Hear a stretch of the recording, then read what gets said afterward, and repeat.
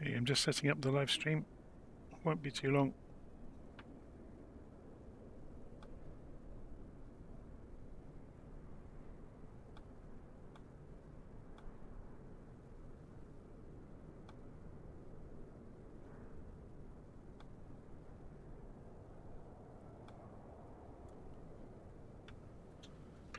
Okay, so we got the C130H here on the ground at Lijiang in China, and we're going to be flying across China, right the way across China basically, to get to Hong Kong, at which point we'll decide where the next leg will be going. So let's first of all let's go and check out the Hercules. Now, I'm not sure what we have in the way of GPS available to us, so I'm going to be checking that out along the way. But I'm just looking down through the options here. Do we get to put a GPS in the airplane, or am I going to be? I think I'm going to be navigating via VORs all the way. To be honest, I mean, sorry.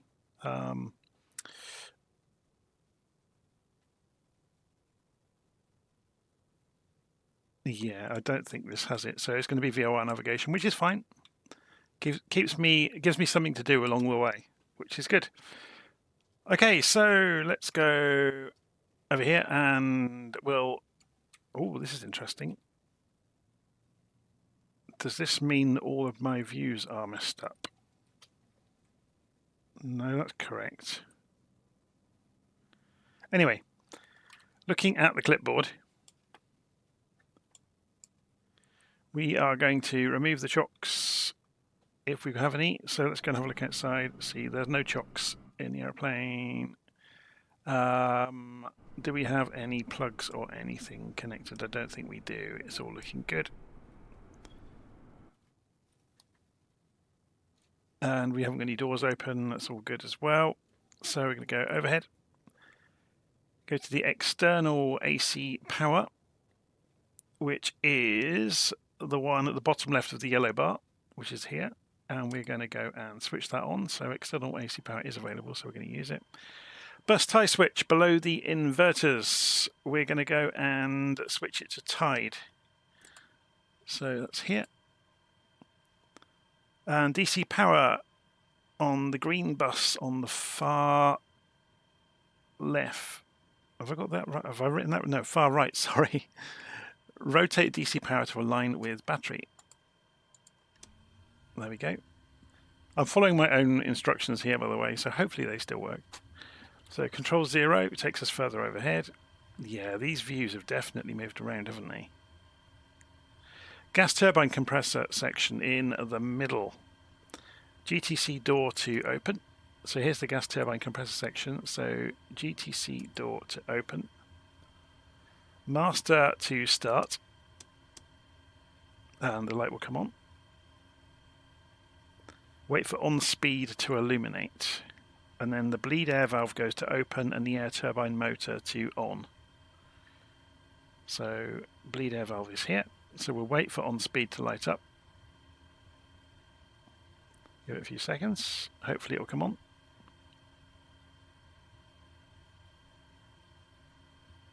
Fingers crossed.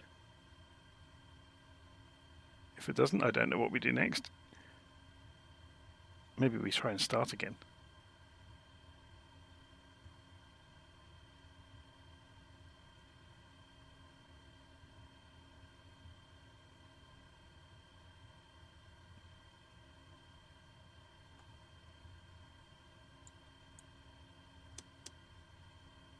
Okay, we went too quickly on the run. It wasn't starting, was it? There we go. So that will go to on speed in a moment, hopefully. Fingers crossed again.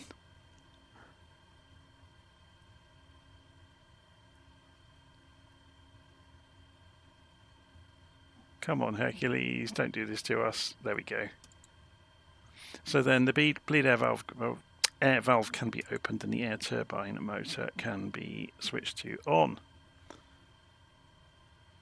Okay, now I need to go and look further down my list of instructions. So we are starting with external power, so we go overhead. Inverters on the yellow bus co-pilot's AC instruments, so that's this one. Rotate it to the vertical position, and then the AC inst and engine fuel. It's very difficult to see on the yellow background, isn't it? Rotate to the horizontal position. And then if we, I'm getting I've got several mice in front of me, I keep muddling them up. Anti-collision lights go to on, and then if I swap these mice around in front of me, I won't get confused, or I hope I won't. So co-pilot instrument panel now, we're going to check the engine pumps are on or up, and they are. I'll just, yeah, that looks good. So to start each engine, we go to the engine bleed air override. So I'm just going to go and scout out where things are. So here's the engine bleed valves. So if we do engine number 1 first then, so that comes down to override. Then down on the pedestal, we advance the condition lever to run or forwards. So that's the condition lever. You don't have to do these one at a time. The sim isn't that clever. You can do them all at once. And then we can go Control 7. Okay, we've done that, sorry. Control 9, and then we can go to the engine start switches. So engine number 1 is here. And we can see we've got a light.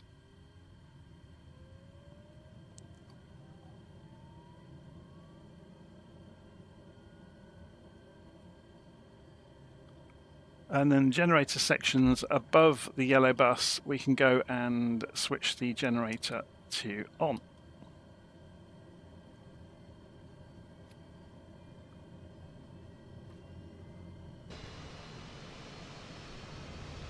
And we can see we have an engine running. Hurrah! No doubt in the real thing you would be monitoring temperatures and pressures and everything else. So let's just go and repeat that for the other engines then. So engine number 2, the bleed air override goes on. And then we come down, we advance the condition lever for engine number 7, then we go, sorry, engine number 2, and then we start engine number 2. And then I'm guessing you really should wait at this point and watch the instruments come up, obviously, for engine number 2. And then when you get to an appropriate RPM, you go and turn the generators on. So if we go back looking overhead, you can see we've got the generator for number 2.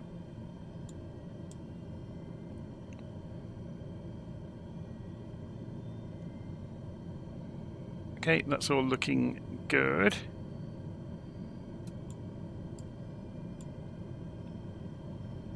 So override for engine number 3. Let's see if we can do this without looking at the instructions. Fuel condition for engine number 3. Start engine number 3. Monitor the instruments. If we do it from the pilot eye view, it makes it a bit more obvious, doesn't it? So you can see the needles are moving. RPM's coming up.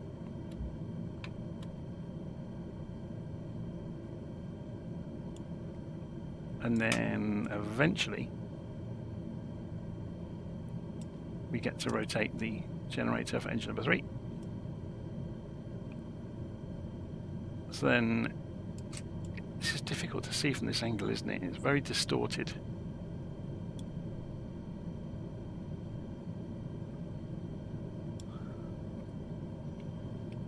I'm just jumping around the cockpit to see what each of the views are.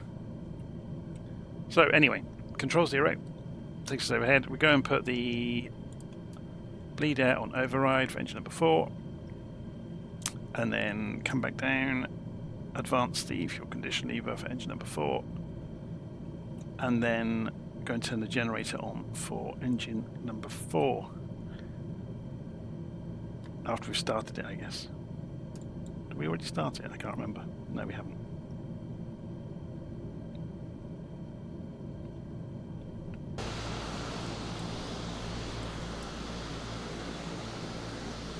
There goes engine number 4.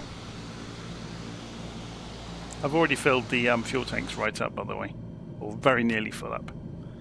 So it's going to turn generator on engine number 4. So after we've started all of the engines, we can go back overhead further to the gas turbine compressor, and we can turn the air turbine motor to stop, turn the bleed air valve to closed, turn the master knob to off, and the GTC door to closed.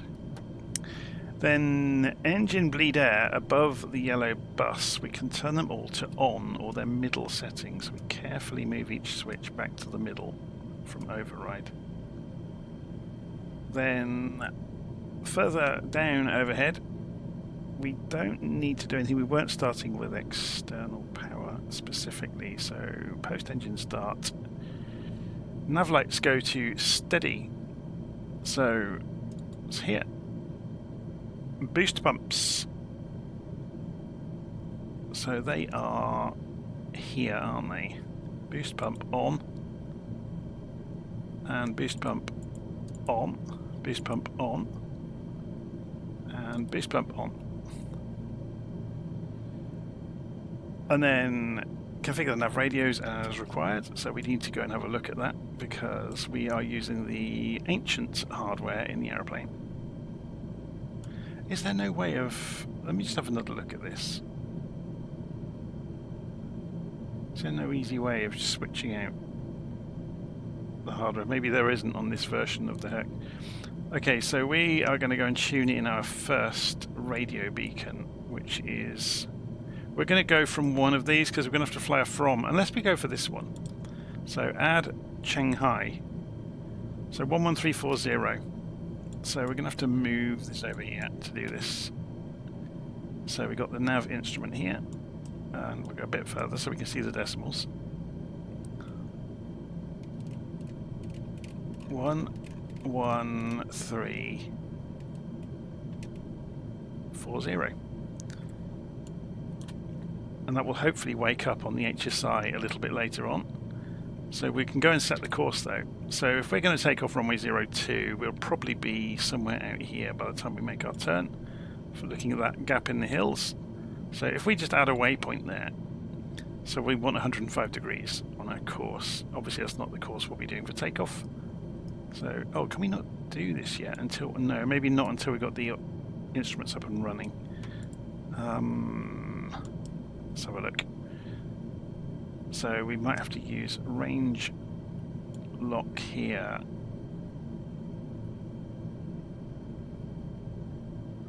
I'm trying to remember how this works. I've flown so many different airplanes recently. Oh, here we go, it's this, isn't it? So we want VOR, and then we can use it, and we can change the course. So we want, what was it, 105 degrees.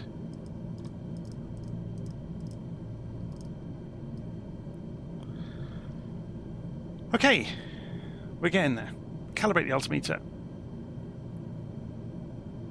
We've done the course and the heading. So we're going to set flaps for takeoff to 50%. Go and look outside, you'll see them moving around.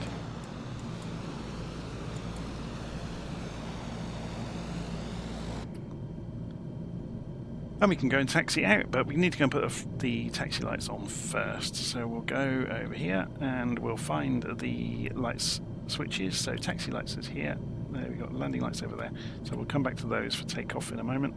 So rather than push back, shall we do the party piece of the Hercules and reverse?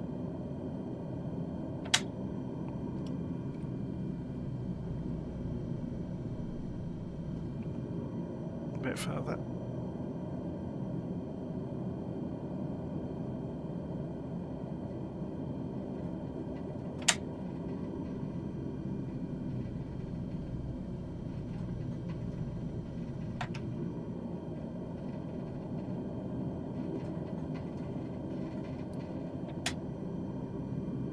Okay,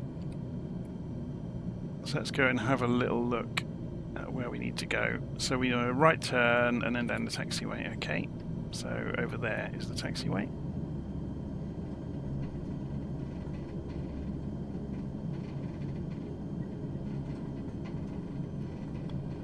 So I've got live weather on.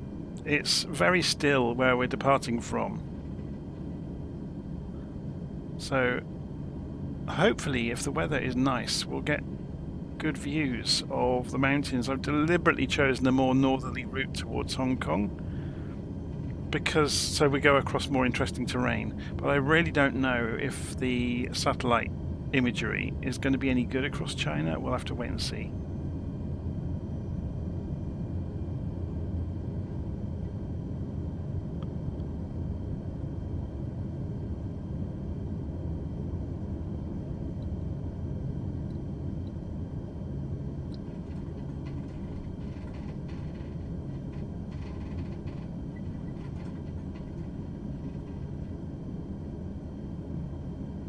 So we're in a valley here at Lijiang.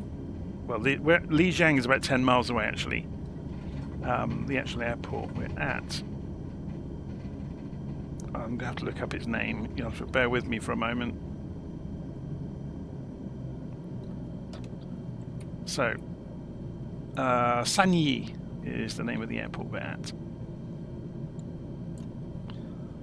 So, first things first, let's go across to look at the lights again. And we're going to put the, if I can remember the switches to do this, extend and switch on the landing lights. Come off the parking brake. Just double check the checklist, make sure we haven't missed anything. No, we're good. So we rotate 110 knots. We can see the indicated airspeed here. So, and then, yeah, I don't think the aircraft simulated that accurately beyond that. So we'll just see how we get on.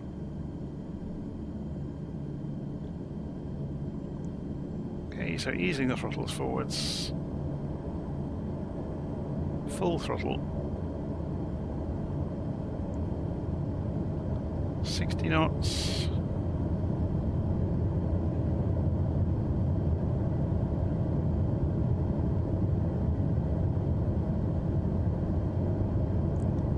Knots, 80 knots, doesn't want to get a move on, does it? 90 knots, 100 knots, 110, and we'll start to rotate. Should we look at this from outside? We are heavy, remember, I've got a lot of fuel on board. So we're flying nearly 1,000 miles. So gear up. Flaps up 1 notch.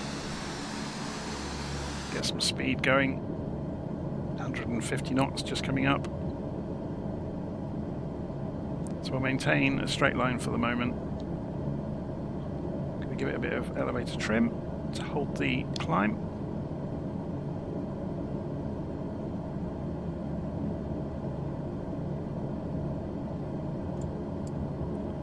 And you can see the CDI is already coming in, but we're not high enough yet to think about. I'm just matching speed with the climb at the moment. I'm keeping an eye on the hills over here when we can make our right turn.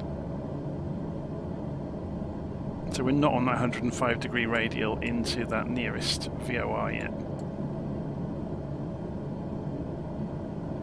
I think we are now, though. That's the gap we were looking for in the hills, wasn't it, on the departure?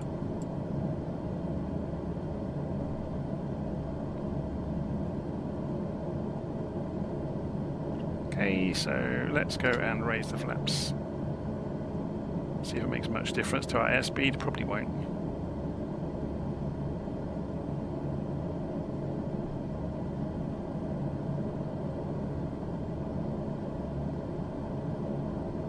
That was a high altitude takeoff as well, look.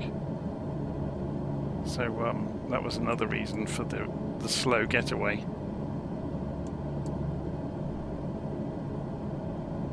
So we're coming round towards the nav beacon, so we'll level out.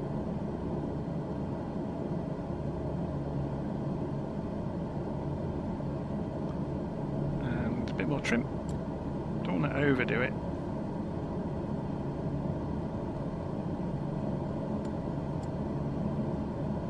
Okay, I have to remember how this works now. So we can switch on the autopilot. It's in range lock mode. We will... So that's switched it on there. What's it doing in terms of pitch? So it's doing 2,000 feet a minute at the moment. Let's turn... If we turn altitude control off, that allows the trim wheel to work, doesn't it? I think. So let's just keep an eye on that. So keep an eye on the trim wheel. Yeah. So altitude control in this unit, as it's simulated, is altitude hold. So let's get some speed up. We're through 240 knots now. We could go and, while we're here, turn those lights off. If I can get the switches to react.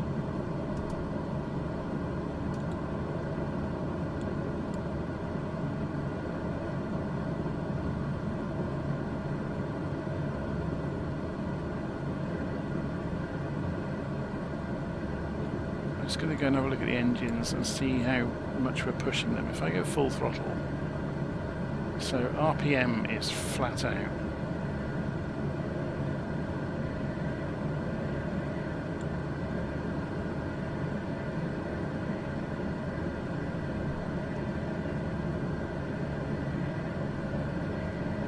I don't think we get any control over RPM.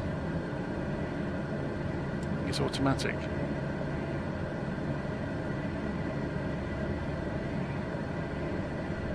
So we're just above 250 knots. Still climbing just over 1,000 feet a minute, coming up through 13,000 feet in the moment. And we're tracking towards that first VOR, which is 12 miles out, and we're dead on track for it. So we need to take note of, yeah, there we go, look, we went through the gap in the hills that we were looking for. We're on our way. So then when we leave this VOR, the reason I wanted to put a VOR in here is it's further than the range to the next one. So this is only, what was it, let's have a look, right click, show information for Zhaotong, was 130 miles. So yeah, it's only there. So I thought we'd put one in between. So we're wanting to change the course in a moment to 77 degrees. So we're just coming down. When it comes down to about 5 miles, we'll change it. Less than that, 3 miles even. But yeah, this is what I was worried about. There's going to be big patches of China where there's no data because they haven't shared it. You know, or no commercial companies have got any data to sell to Asobo for it. I guess that's the more accurate way of saying it. Okay, so if we overfly and then lag, that's probably easier than turning right and then left, isn't it? So 77 degrees. So if we go down to 4 miles,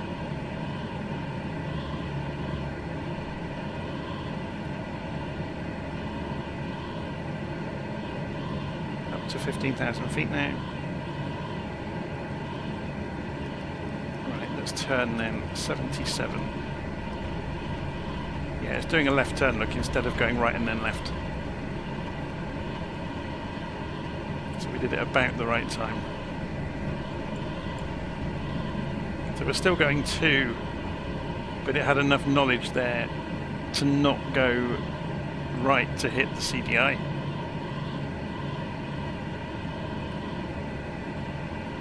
And we've just gone from, and the beacon has just gone whizzing down the side of the aeroplane.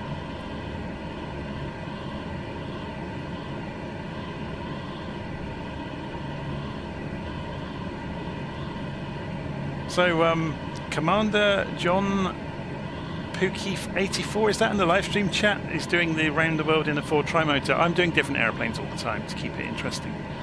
So I'm doing a leg in the C130 this time, purely because it's capable of the range to do it. So I need to do 900 miles to get to Hong Kong.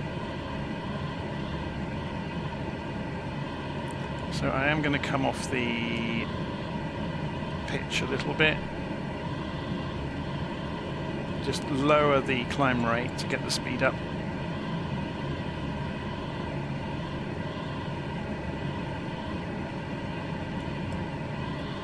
We are running the engines absolutely flat out, but I don't think you can have engine damage in this version. And looking at the torque, we're nowhere near limits. So I'm not sure how well simulated this thing is, but it seems to be quite simple.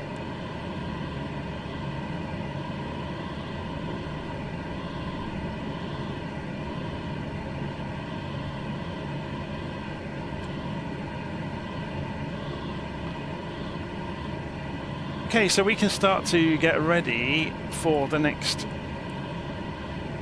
VOR station. So if we add range rings to this of 130 miles, we can see where we'll get to when we should pick it up. So 11550.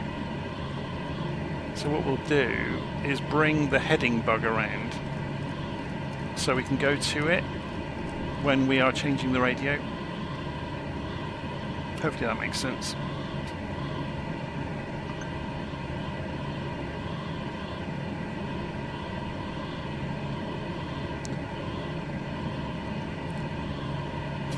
So 845 Sim, it says, it's a pain that the liveries are locked off for this. Yeah, I'm kind of annoyed. I was looking for a survey livery or something, which would have been fun to have on the C130 to do this flight. It's very pretty, doesn't it? But yeah, this is the only one available on the C130H at the moment.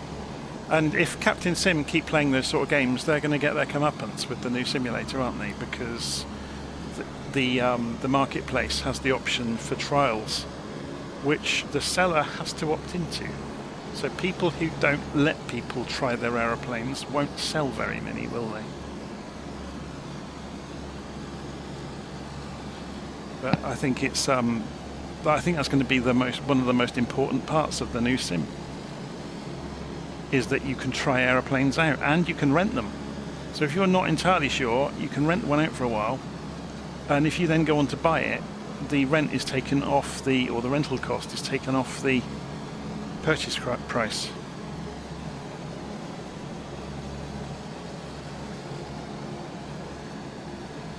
But yeah, the demo system, the seller has to opt into it. They can't just do it on every product.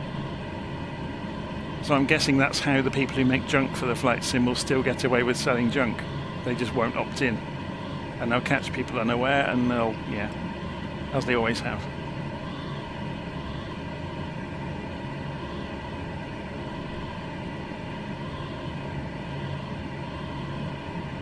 It could almost do with a third-party system alongside Flight Simulator to have reviews with URLs directly to the pages. So you could look something up in the marketplace and look up on the third-party site people's reviews. There's a business idea for somebody. So if we put the radar on, I wonder what it does. Does it actually work? The controls don't do anything.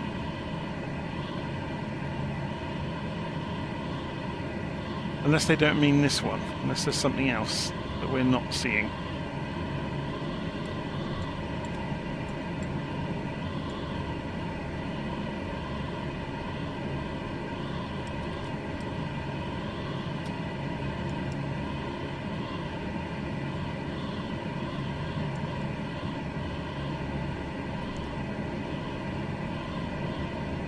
Maybe it only shows blips for the other aeroplanes.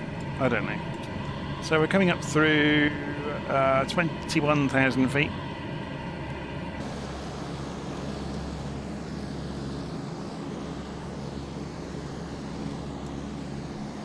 Some wispy bits of cloud around. I don't know what sort of altitudes we'll need to be at along the way. Let's go and have a look at that. So, we're way above any of the mountains we're going to be facing then. So we could level out at, say, 22. That might be an idea, actually. So we'll get ready on the altitude switch down here. So we're just waiting for this needle to come up, and then we'll switch to altitude control, and the autopilot will keep us nice and level. Well, that's the plan. Okay, there goes altitude hold. So it should drop back down that last little bit, hopefully. Or does it? No, it doesn't. It doesn't. It's not as clever as some of the others. So we'll turn that back off. Give ourselves one notch downwards. And we'll just bleed off those last few feet. This is me with my OCD, I'm afraid. So we give it one more click. And then we'll switch the altitude hold back on when the needle's exactly at 22,000 feet. Although, strictly speaking, we're on an even number here and we're travelling east, so we should be at an odd number. So should we climb another 1,000 feet just to shut down anybody that goes and shouts that at us? There's a mnemonic for it. East is odd, west is even odder. So if you're travelling east, you should be on an even altitude. If you're travelling west, unless obviously ATC tells you otherwise, you should be on an odd numbered altitude.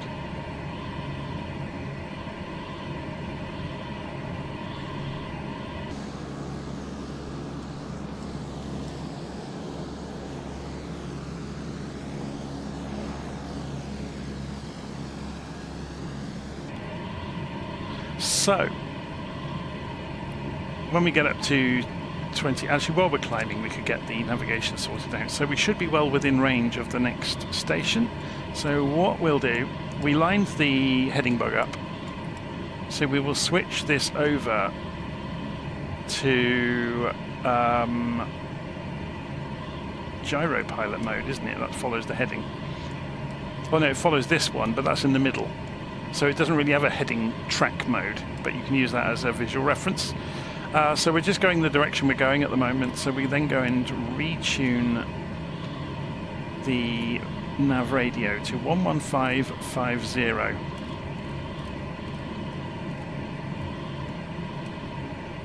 There's 1155. Have we got a signal?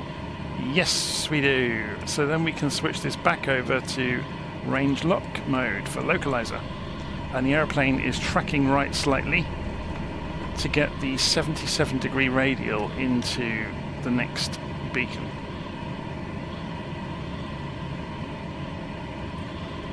If we wanted to, we could fiddle with this and straighten it up to the direction we were going. It's not an exact science with VOR radios, so we'll leave it as it is. Okay, so let's keep it on the altitude, coming up to 23,000 feet. So we'll wind out that climb rate as we get closer so we can nail it. Hopefully the aeroplane will level out.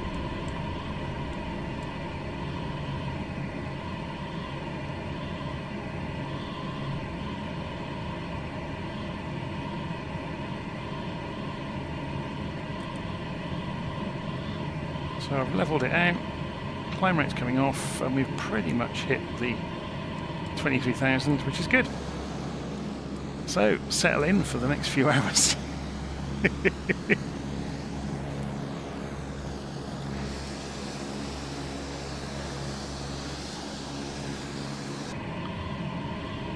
So we're right up against the speed limit really for the aircraft, but let's go and have a look at the engine instruments. I don't know how accurate this is. The propeller RPM is governed for us. We get to influence the power. Hello, Sim's frozen. Let's give it a moment. Is it gonna wake up? There it goes. Oh, look, it flipped the USB controls as it did it.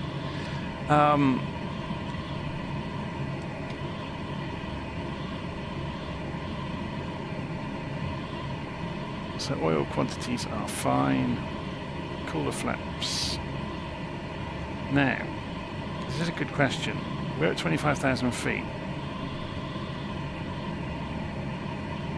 Are they automatic?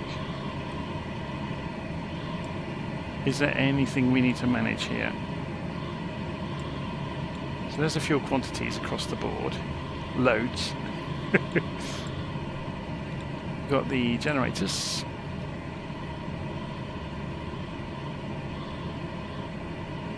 Anti-icing looks to be...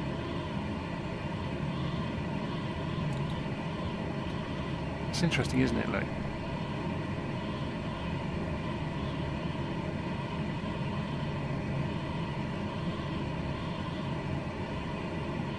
So it's almost like it wants to be on to bring that into the green area, but we'll have to keep turning it off and on if that's the case.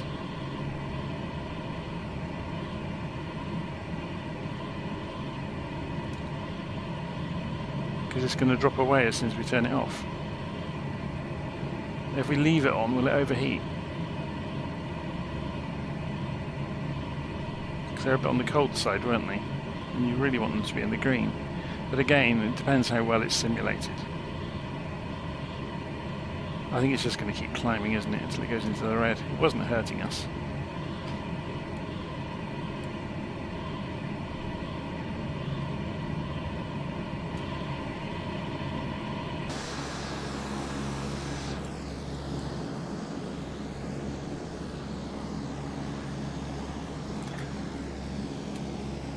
Okay, so we are on our way towards the first VOR of the night, which is Zhaotong.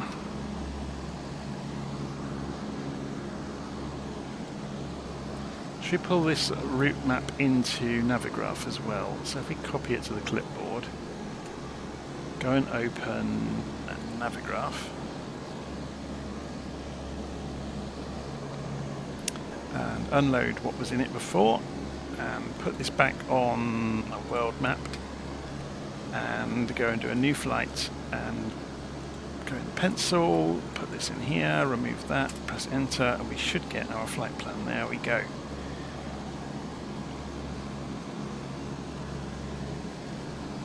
And we can pull up the information on the waypoints easily in here as well.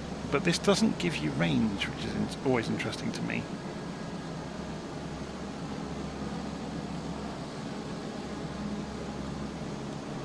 So if we were to put this on VFR, it will then give us the frequencies. Obviously, looking on LittleNavMap, we get to see the city names and everything, which is always quite useful from Google.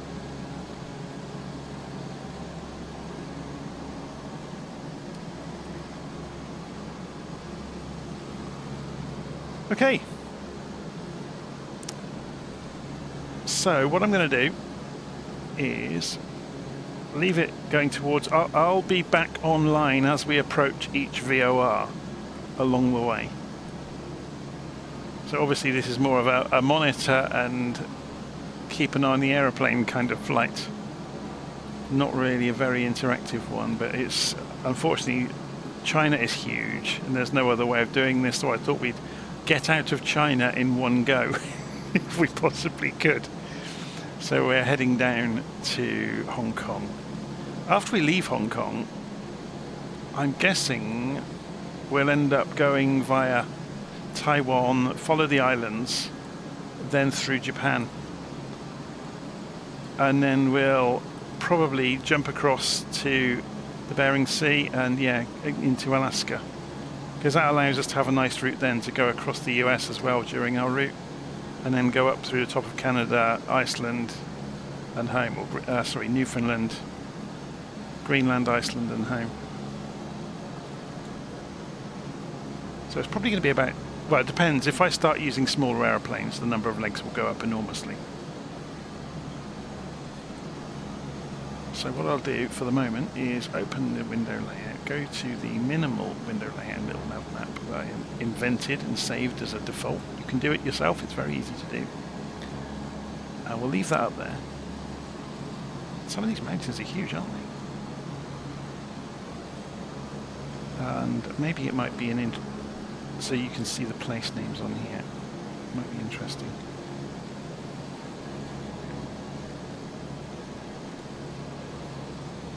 There we go. I'll leave it there. Is the Herc worth getting is being asked in the live stream comments. Let me just go and make the nav bar hide itself. That's a really good question. I think it's good fun. If you really want a Hercules in Flight Simulator, then obviously get it. But I would say, at this point, I would say wait for 2024, because you're going to get a C-17. You're also going to get an Airbus A400, is it? The big airlifter. So there's going to be some very similar aeroplanes that are probably a lot better than this one. I had an email from Captain Sim last week pushing that they are about to release the C130, no, is it the J? Which is the glass cockpit version. Except what they've actually done, this version of the C130, you can drop flares. So they've got a physics model in it.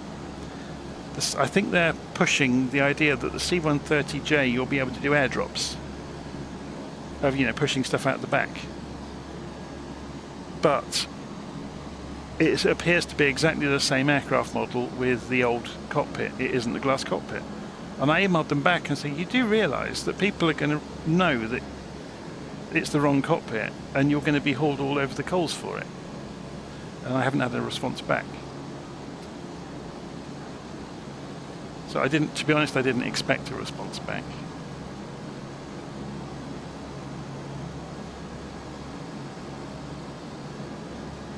But there we go. Yeah, I did a very quick Google search for the version of the Hercules that they're pushing, that they're going to be releasing soon. And it's a full glass cockpit Hercules. It's not the one with the analog instruments.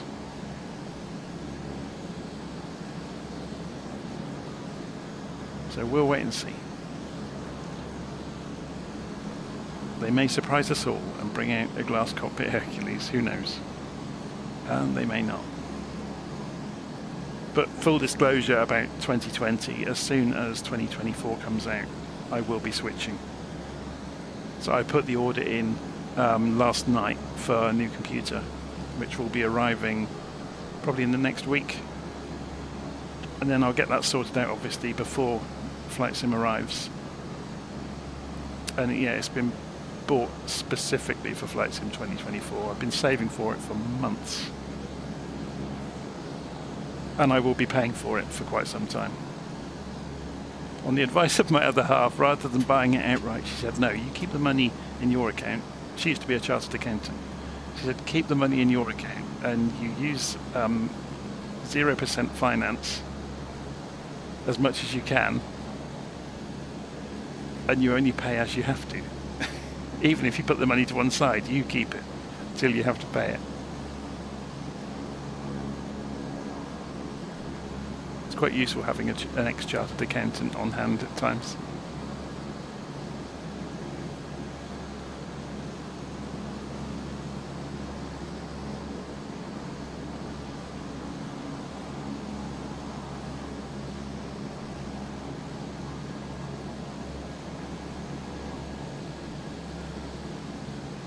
This scenery is better than I thought it was going to be honest, flying across China.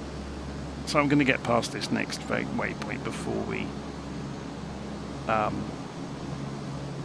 before I go and make a coffee.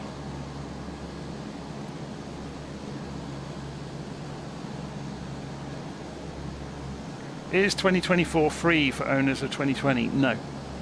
It's a brand new product. It's the multiplayer, as far as I understand, the multiplayer isn't compatible either. Because it's been upgraded enormously. You know, the way it works is very different under the hood. But no, it's a brand new product.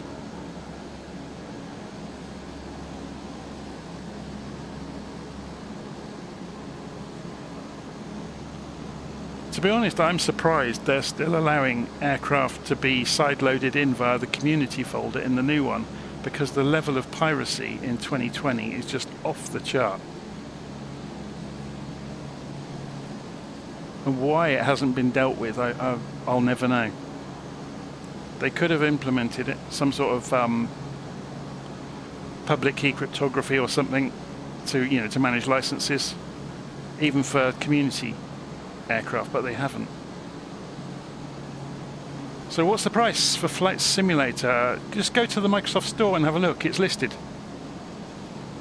If you go and look in the Microsoft Store, or the Xbox Store, whichever, if you search for Flight Simulator 2024, it's already listed. You can I've already pre-ordered it. So I've already paid for it, even though it won't arrive until the final 3rd of November. I think it's the 18th of November it comes out, something like that. But yeah, I guess the price may vary different parts of the world, which is why I don't want to go and shout a number out, because you'll have to do currency conversions, and it may be differently priced in different areas as well.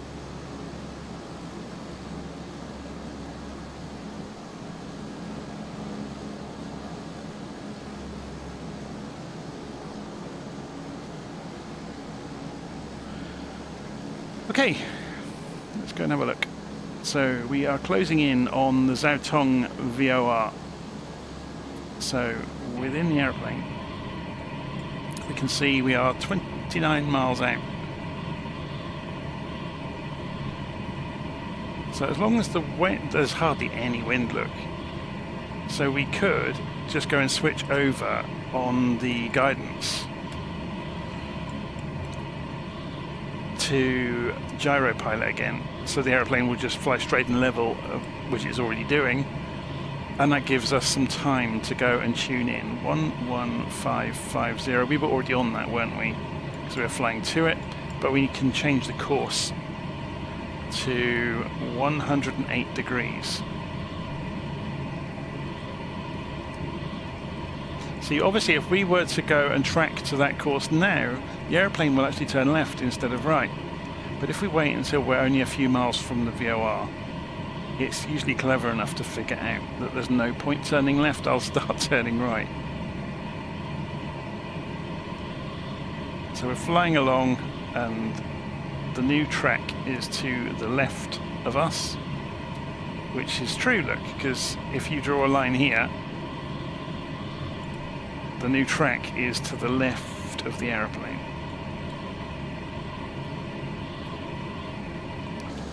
I'm going to miss flying by radio navigation when all the beacons have gone.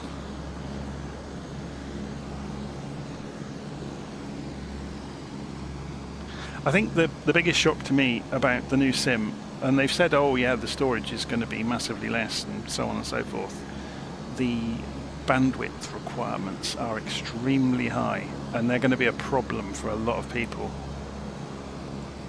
So to run it on the lowest level, I think they're talking about 10 megabits per second. So James is, oh sorry, I'll just answer James's question first. He said, is it best to buy it from the Steam or the store? I've always bought it from the store, purely to remove the... Steam is just another layer in the middle. So I can't see any value in buying it from Steam.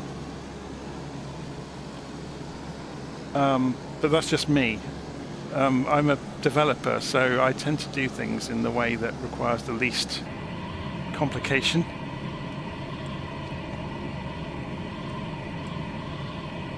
But yeah, I was saying about the bandwidth requirements. So if you want to run, or the recommended settings for a medium setting of running 2024 is you're looking at 30 series graphics card, but you're looking at 50 megabits per second. This is the recommended, obviously. And if you want to run it on ultra, so top graphics settings, you're looking at the 40 series cards, the higher end of them, and you're looking at 100 megabits, which is just insane compared to anything. Oh, and 64 meg of RAM for ultra as well, they're recommending. So I think 32 for medium. So they're targeting it at current or future hardware, basically.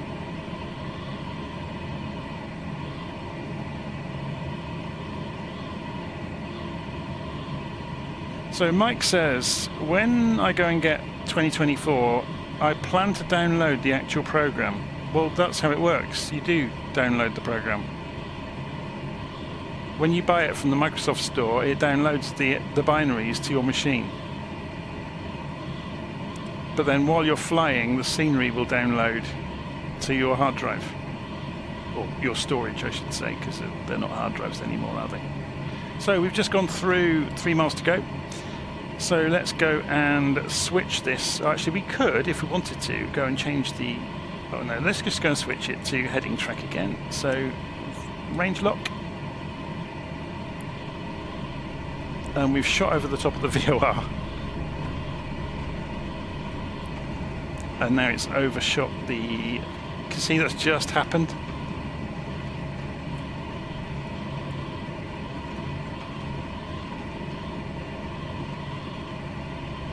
So Mike is saying, oh, so I can't get the scenery anymore. Yes, there will be caching built into it. But I'm just going by the recommended bandwidths that were listed on their own data card. So they're basically saying, if you want ultra, and you say you're flying into an area you haven't been, then you're going to need 100 megabit for the amount of data to come down the pipe in time for the simulator to have it. Obviously, once you've been somewhere and you've got caching on, it's not a concern anymore. But it may be that people that don't have a fast enough internet connection may have to pre-cache areas. I'm not sure if there will be controls to do that.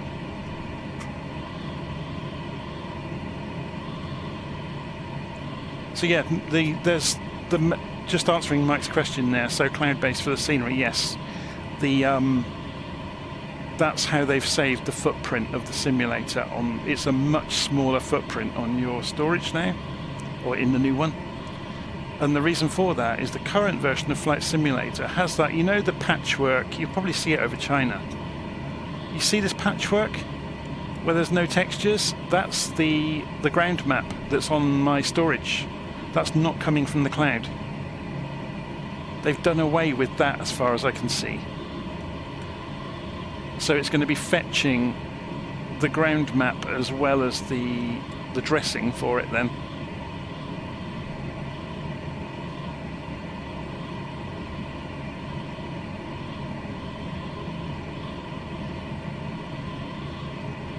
I've not read, that's an interesting point Mike's made in the live stream chat about how long Microsoft or Asobo will support 2020 for.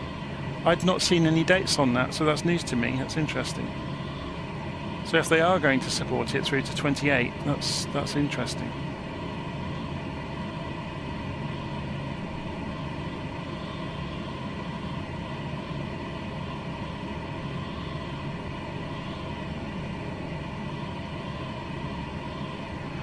Okay, let's have a look at the... Yeah, you can see, look, there's no data around here. Which is what I was suspected was going to happen, to be honest.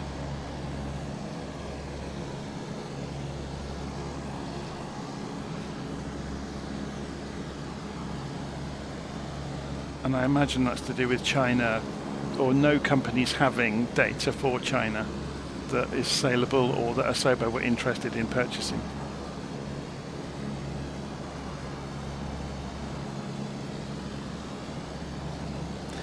Right, so we are on track to the next VOR. We've got a little way to go. So what's the name of this one, just out of interest? It's the... Actually, we can look this up on Navigraph, can't we? We use Navigraph for... I wish they'd fix that bug in Navigraph where it stops rendering.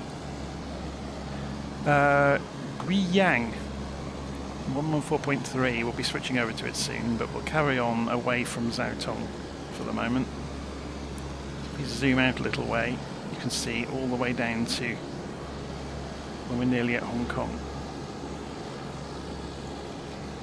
So it's going to be a little way.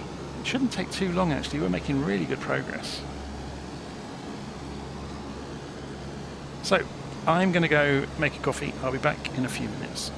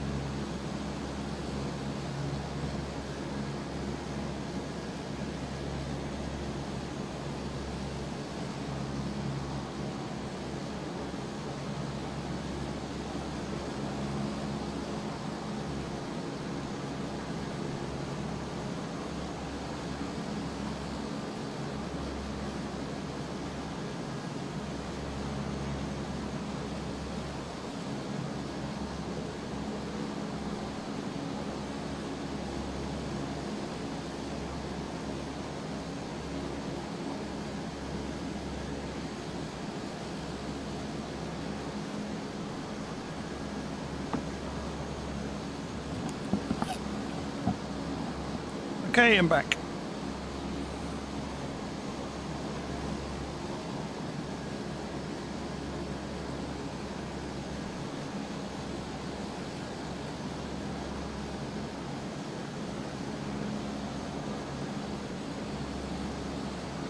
So just yeah, reading the comments there. I think 2020 is fine, to be honest. Obviously I'm in a slightly different position. That people will be asking me to see 2024. So yeah, I've taken an enormous hit in the bank to get a computer basically capable of showing it in its best light. But hopefully in the longer run, I'll get that back. It might take a very long time. If I don't mind, what sort of coffee have I got? Oh, you're going to curse when you hear this. I bought a coffee machine that was on offer about a month ago from Amazon. It's a Nescafe Dolce Gusto machine. And the only reason I got it is, yeah, it was on offer and I could get loads of pods for it on offer. So it does make quite nice coffee, but it's yeah, made from one of those little pressure pods where it fires hot water. So it's got like a hot water pipe in the machine, so it's got a water tank. You press a button and it fires hot water through, I guess, through the pod and forces it into the cup.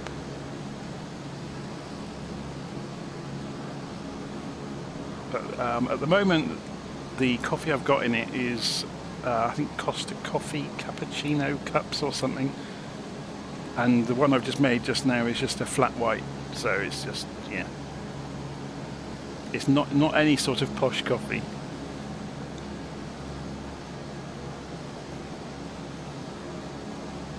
I know you get lots of people who are kind of coffee snobs and they really like their coffee, don't they? I'm not saying that, you know, in a disparaging way, because I like nice coffee as well. I just normally put up with instant because it's easy and quick.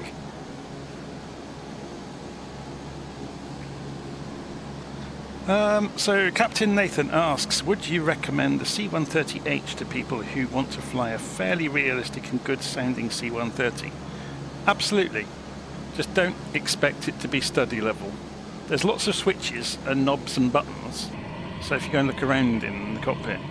So there's lots of procedural things you can do to kind of ape the real thing.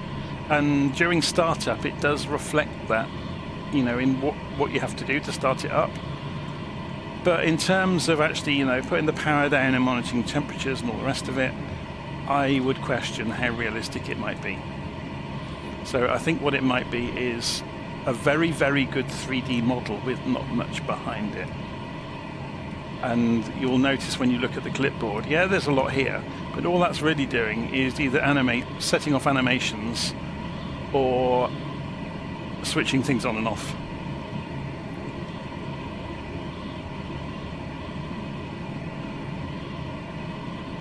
So yeah, it's going to be interesting. That's a really good point. I'm just reading the live stream comments there that Mike Coffey's made about finding out what planes will work in 2024. That's going to be interesting.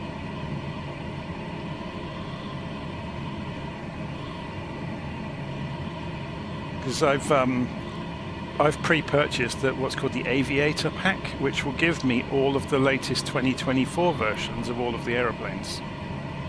So I think it's something like 150 aircraft with the Aviator Pack, because it includes all of the local legends. What's the big thing in the middle? I think it's radar. But I've never figured the radar out on this thing. So it might work, it might not. It might just be a 3D asset that glows nicely orange. Who knows?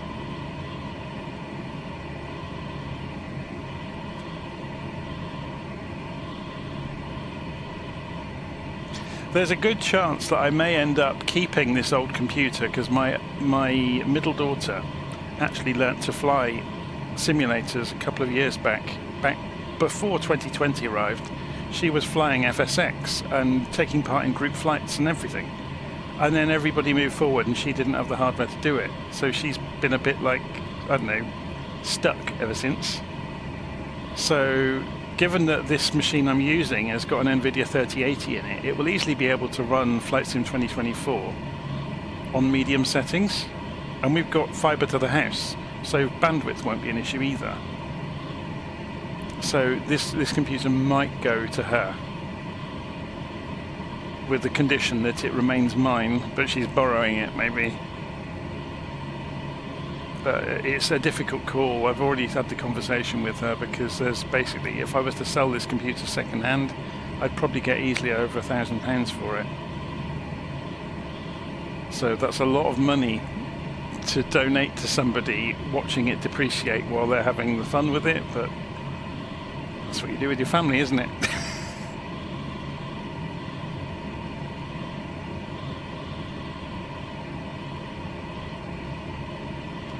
Yeah, so Mike, my dad, who you might have seen online from time to time, used to have an NVIDIA 2080 card that he ran Flight Sim on, and it ran like butter. So the higher end of the 20 series cards are absolutely fine with Flight Sim, and on medium, yeah, they run fine.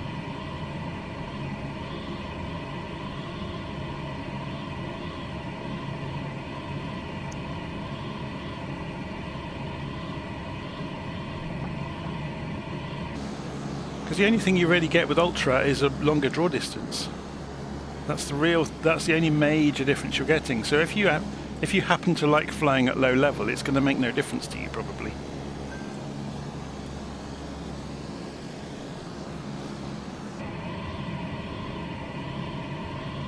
We're all going to be finding out in November, aren't we, how well our hardware works. It's going to be interesting. I don't know about the CPU being a bottleneck.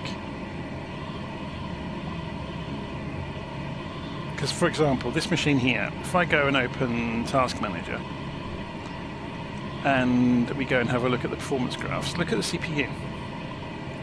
Now, some people will tell you that that's only being limited because, or you know, it's being limited to 30% by the GPU. But look at the GPU. It's running at... I've frame limited it to 30, obviously. But obviously it's filled up its RAM. But it's not being stressed in terms of drawing things.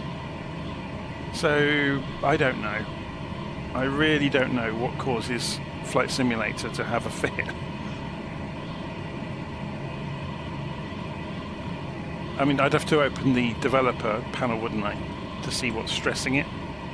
Should we do it? I never bother doing this normally, but while I'm on the stream, some of you may know what you're looking at with this. So if we put developer mode on, hopefully it won't crash it. And if we go... where is it?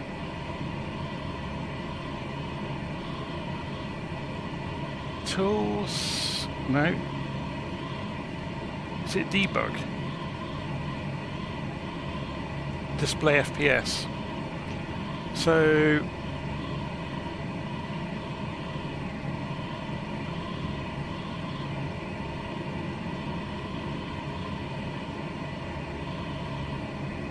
I have no idea what any of this means, but it's quite happily running at 30 frames a second, which is what I've asked it to do.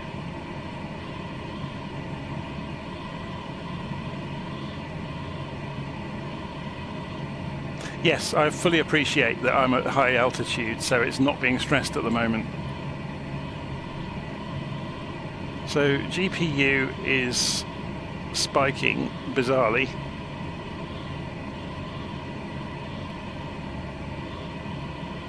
But yeah, who knows what half these numbers mean.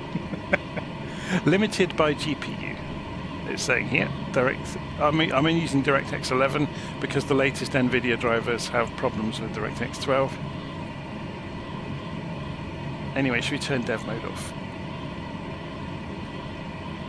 Oh, can I not get rid of that now? That's rather clever of me, wasn't it? Let's go and turn dev mode back on to get rid of the FPS. So dev mode just shows the menu then. I didn't realise that. Display FPS can go away and then exit the dev mode menu. There we go.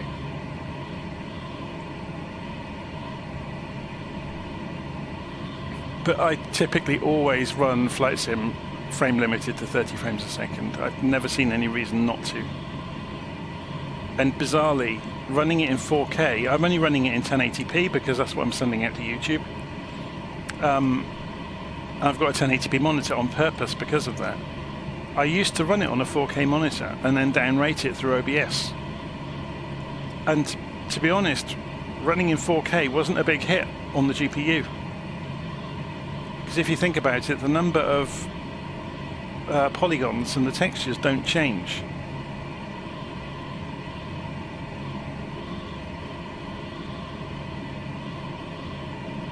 So that going to 4K isn't the hit you think it will be.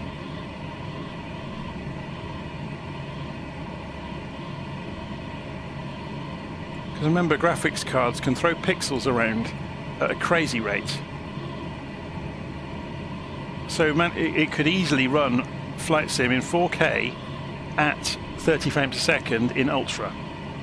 The problem comes as soon as you've got to do other work in the computer. So for example, running OBS, which at the moment is streaming this out and compressing it in hardware to go out the door to YouTube. So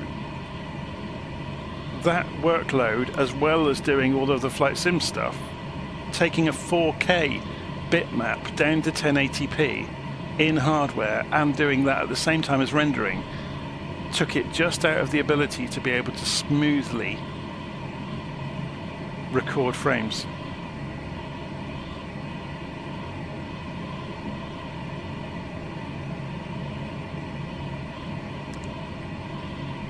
Yep, so Rex Cook's experience there is very similar to other ones I've read. Should we put the eye tracking on? So we are right. Have we gone right over it? No. That's interesting. So why? Oh, we've lost the signal from the previous VOR. That's what's going on. So we want 114.30 on the radio. We need to be a bit higher above this so we can see it. There we go. So the aeroplane's tracking slightly right. We're 30 miles out.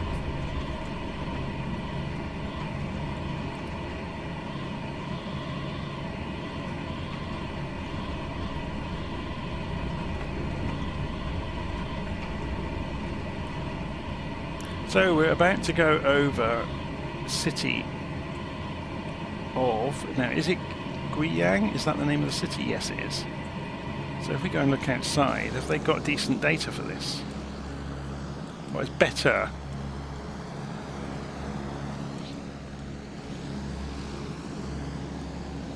I guess that's going to be it out there, isn't it? Or is it? It's difficult to say. We have got data at last below us.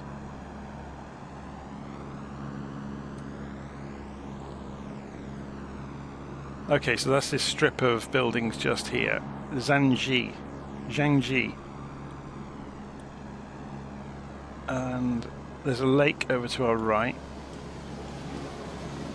Somewhere.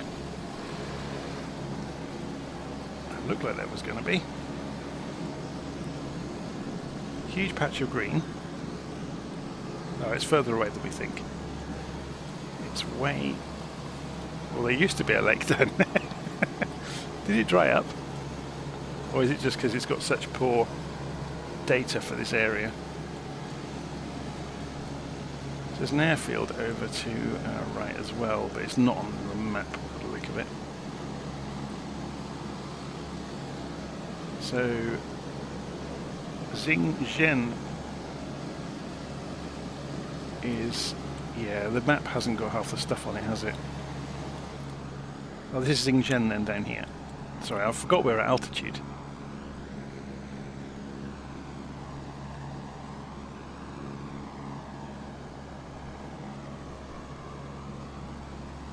I wonder what that is.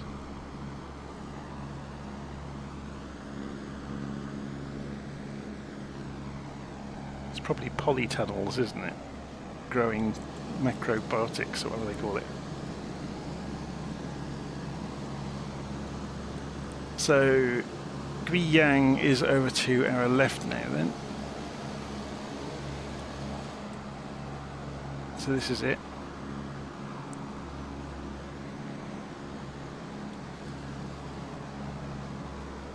Got an amazing sports ground down there.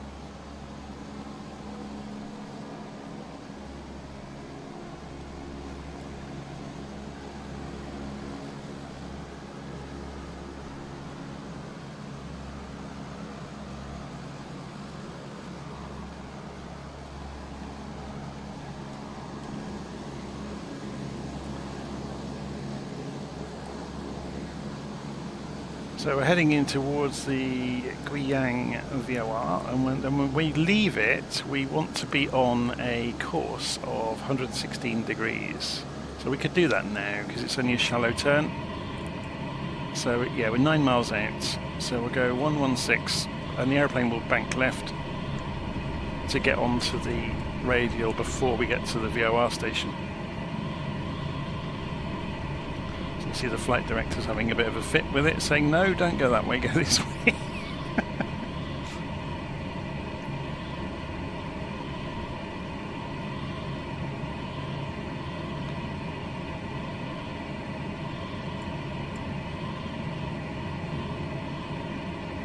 We can have a look around the back of the Hercules. I'm not sure if we can walk through the walls in this version. We'll find out. No. Oh, that's a shame. I'll put the drone camera on in a moment.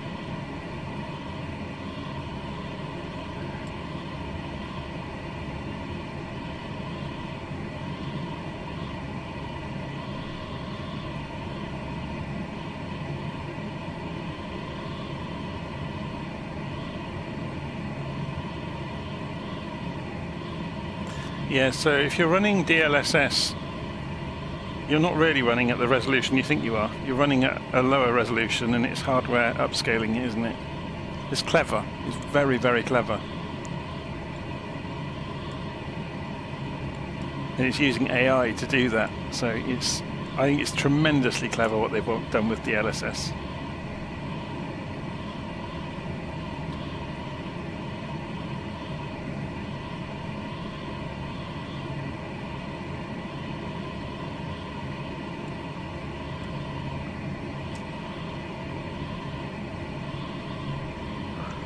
Okay, so we are on the next leg, away from Lijiang, down to, let's have a look on the map, 190 mile leg. So Mamsi, is that just a mountain? So Guilin is the city. Let's go and have a look on the map, see what it says on Google about it.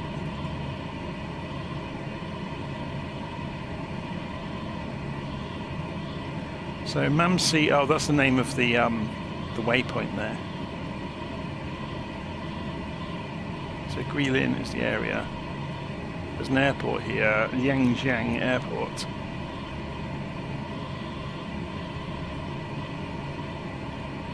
Yeah, I picked this route because we get some hills along the way, so it should be fairly interesting scenery. I don't know whether the weather will be nice or not, but yeah, look at the textures though. There's no data for the area by the look of it, but there is over there.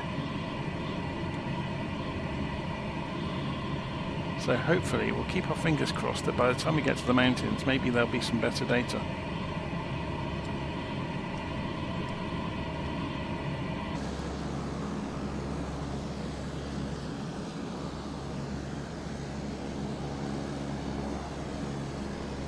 Steve says, so is the Captain Sim C130 worth getting, and which is the best variant, E, J or H, to get at the moment? I think they're all the same, to be honest.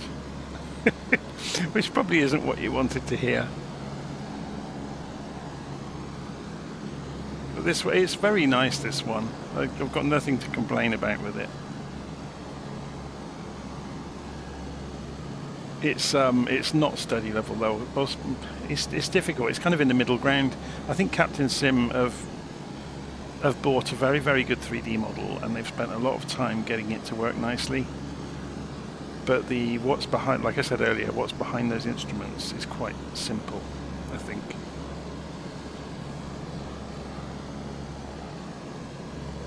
But that means it's very low stress to fly because you just set it and forget, to be honest.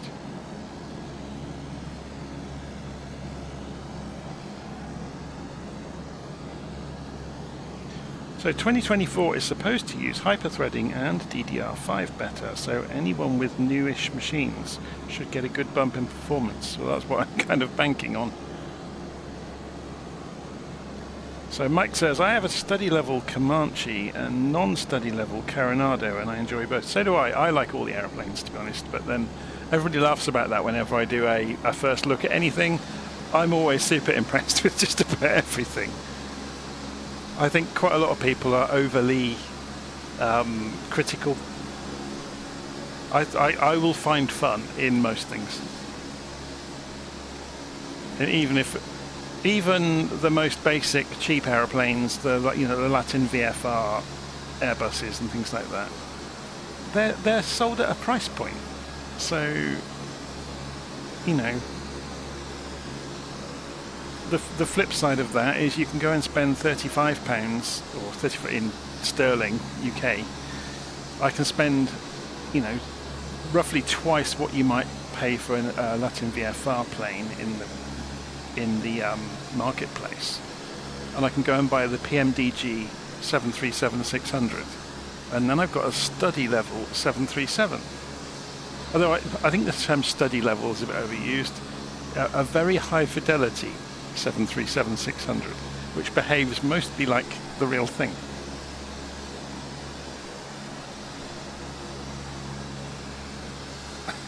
So, car enthusiast is saying, you're not good for my wallet.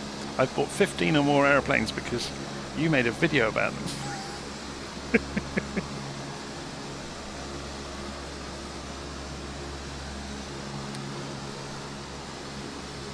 Yeah, the 737-600 is probably the best value for the quality of aeroplane in 2020 by quite some distance.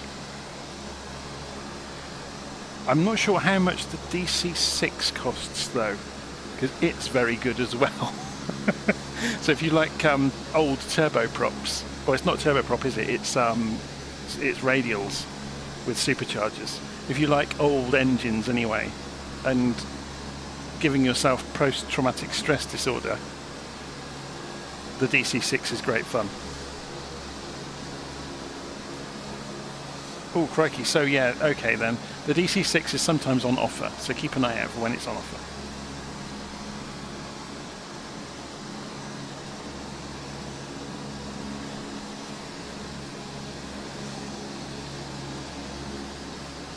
Just trying to think what other aeroplanes are really good. The Phoenix Airbuses are very, very good, and they're better value for money than some of the others around. I guess the thing to take note of is the professional Airbus pilots that have got YouTube channels give lots of praise to the Phoenix Airbuses.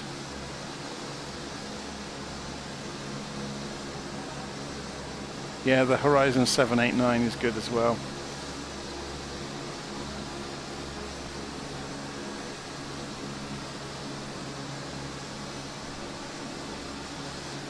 It is going to be interesting to see the low-level scenery in the new simulator when it arrives, because from what we've seen, it's had a marked improvement, hasn't it? But they've moved things on. It's 4 years since 2020 came out.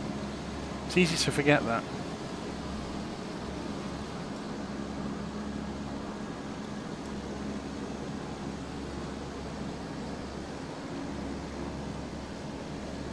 Actually, yes. Hunagal is absolutely correct. The fly-by-wire A320 is unbelievable, to be honest. And everyone's been waiting for the A380 forever, haven't they?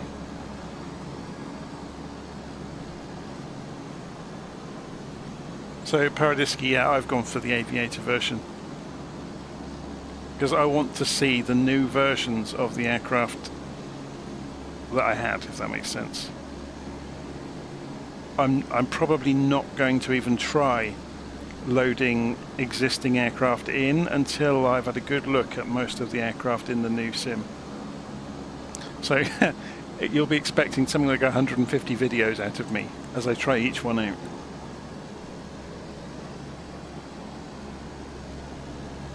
This is on about it being an expensive hobby, but this is, I don't have anything else. This has become it. Yeah, I don't really drink much. I don't smoke. My other half has a car. I don't. I work from home, so I don't have many outgoings. But I put enormous numbers of hours into the simulator.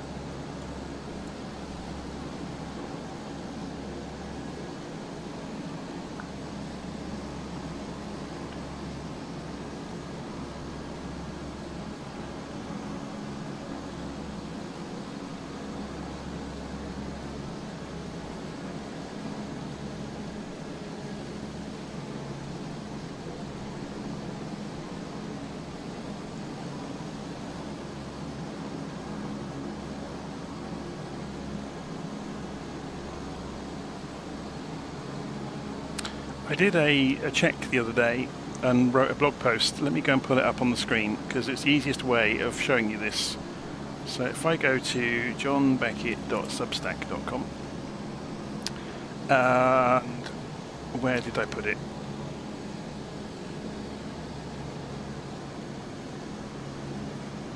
Here we go. So in the standard edition, I've highlighted the new aircraft in bold. So we'll just make this a bit smaller.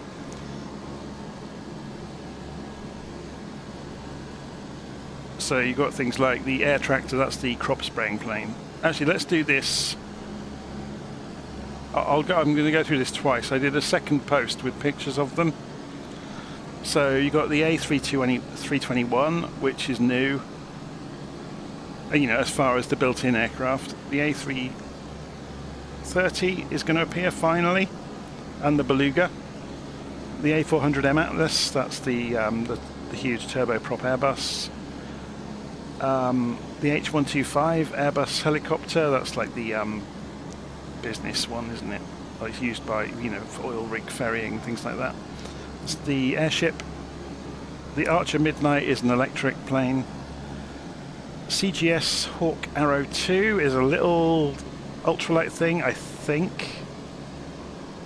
I'll show you the pictures of them all in a minute.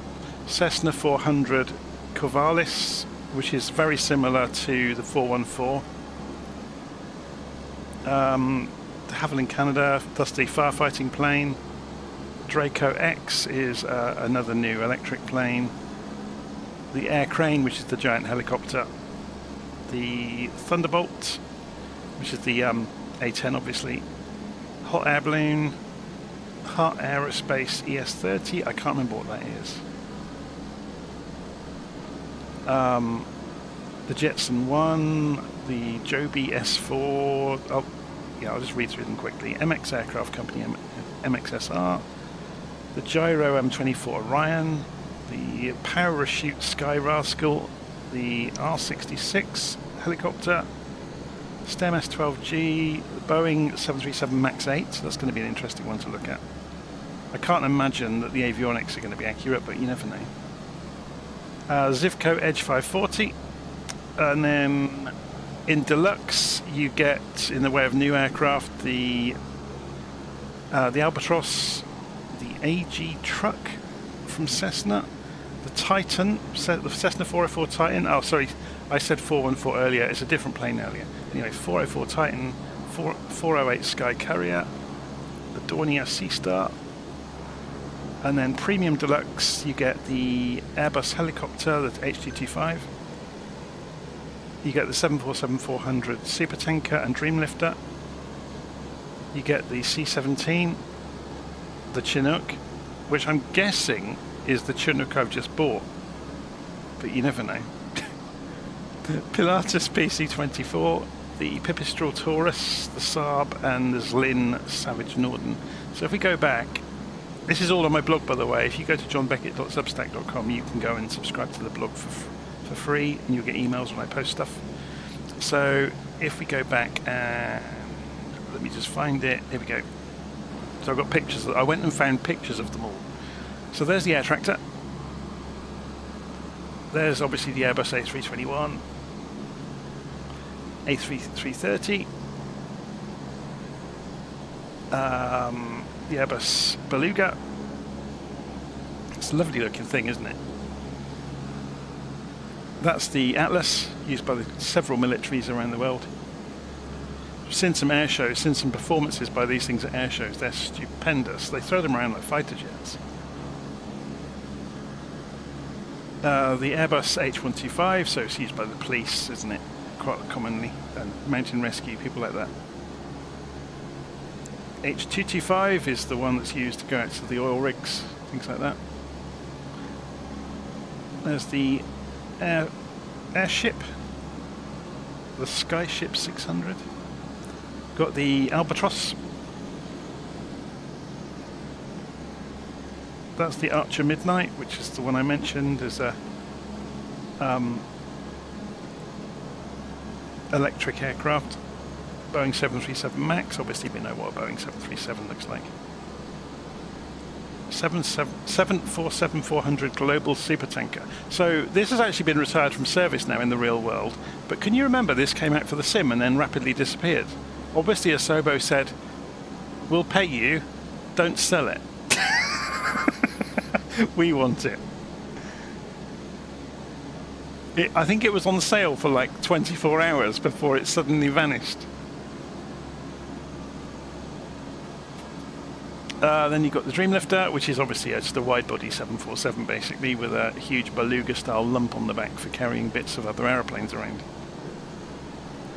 Globemaster 3, so C-17 I should say.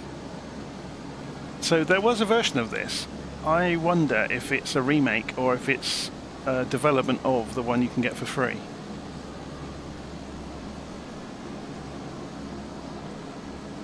Obviously the Chinook.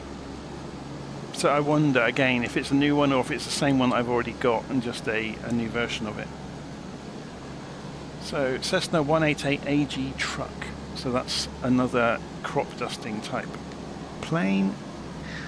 Got the Corvallis, which is this very modern Cessna. I guess it's to compete with some of the other composite aircraft that have been coming out recently, isn't it? Cessna Titan. It's very similar to the 414, isn't it? 408 Sky Courier. I guess that's Cessna's version of a Twin Otter. It looks very similar to it, doesn't it? And the Hawk Arrow 2, a little ultralight.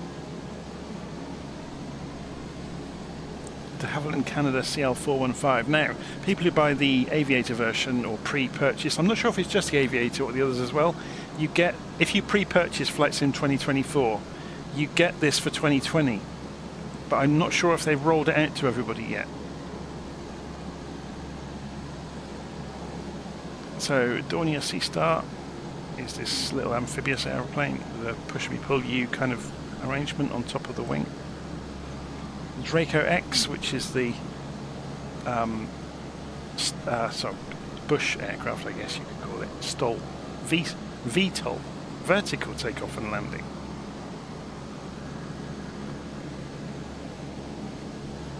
Okay, how does it do that?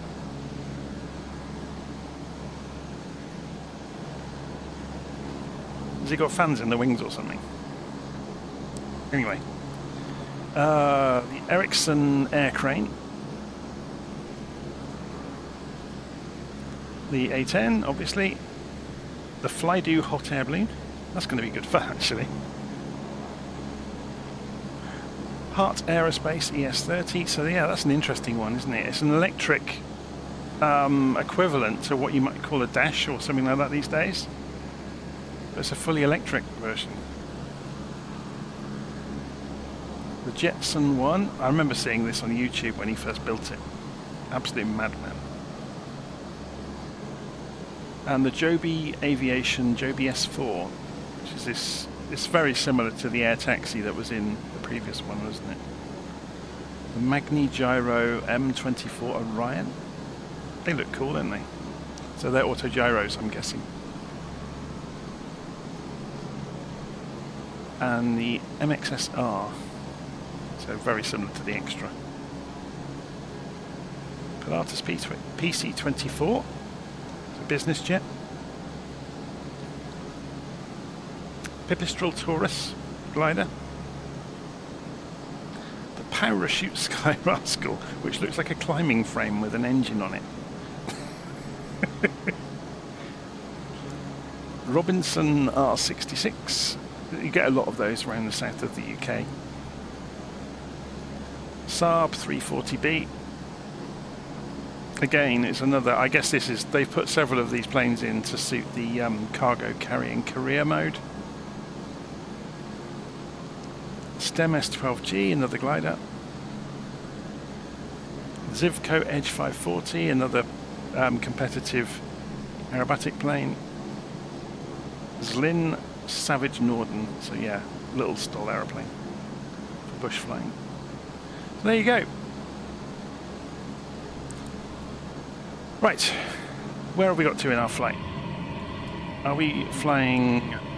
We're flying away from 127 miles from, so we are closing in so we can switch over. So what we'll do is come over here, switch this back to gyro pilot mode, and then change the frequency to 11490. So we'll come over here and a little bit further forward so we can actually see over the top of this. 1149,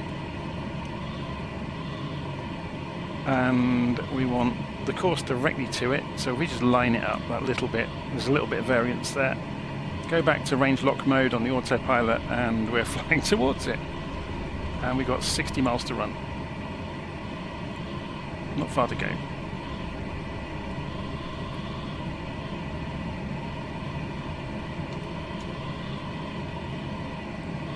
So well, we're probably, yeah, we're over halfway now. So let's have a look outside, see what we can see. Yeah, there's no day to look. It's a shame, isn't it?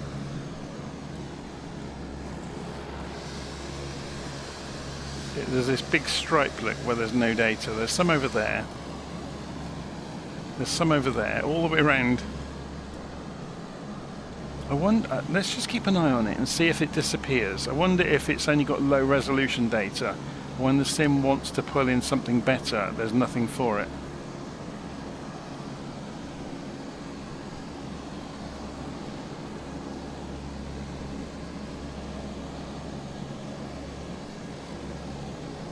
I'm not sure that you can do liveries on the Hercules. I think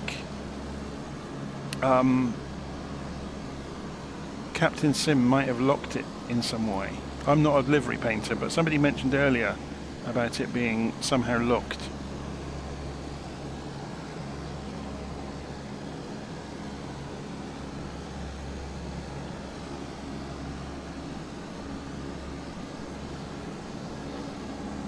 Zach's asking why I'm not into why I'm not going between the two nav radios. Purely just force of habit. Of switching to gyro on the approach and then just using one radio. You could. I guess I've flown so many different aeroplanes, I tend to find a simple way of doing things. And yeah, you absolutely could, as you said, switch between them. Although saying that, what do we get down here? No, we can't look. That uses range lock, and I think it's hardwired to nav 1. So you could certainly make the HSI reflect nav 2 with, oh no, you can do it here. But that's the pointer though.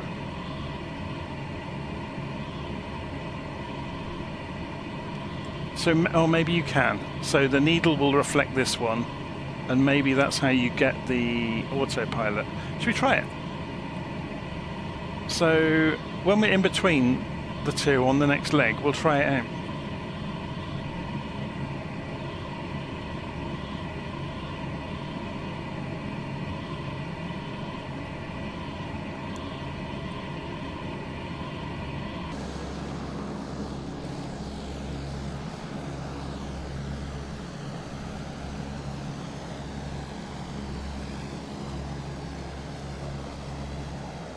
I'm just double checking on my calendar because I have got some time off booked, but I don't think it corresponds with the sim being released. Let me just double check.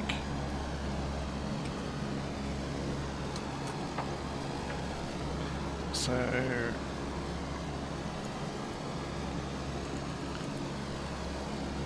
but I have got time off in December, so I will be able to spend quite a bit of time then, mid-December, looking at the new sim.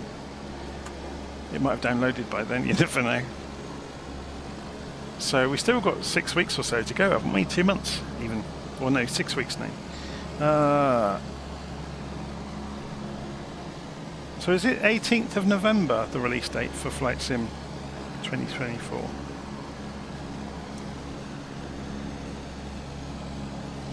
I'm just going to double check that.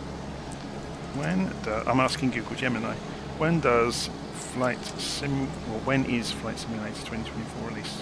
When will Flight Simulator 2024 be released? Question mark. November the 19th is the scheduled release date. But of course they could push that back if they find a problem.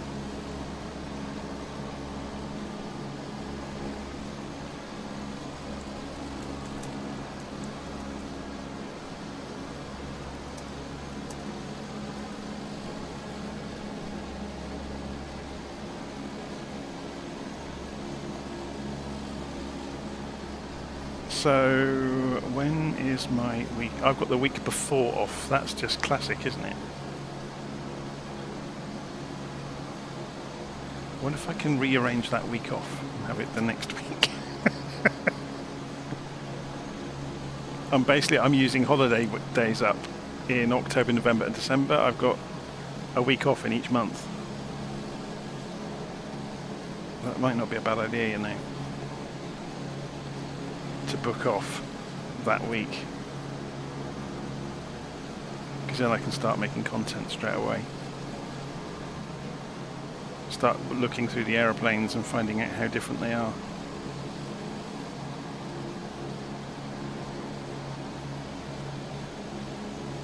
Yeah, I think we're right, look. It's using these halfway passable textures and they're disappearing as we get closer to the mountains. So it doesn't have the higher resolution textures. It only has the low resolution. And we're starting to hit weather, which is not ideal. Should we have a look at the weather on Navigraph?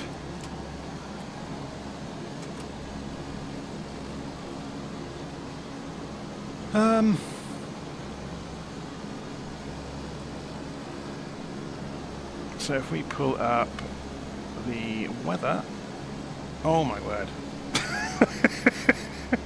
I chose the day to do this, didn't I?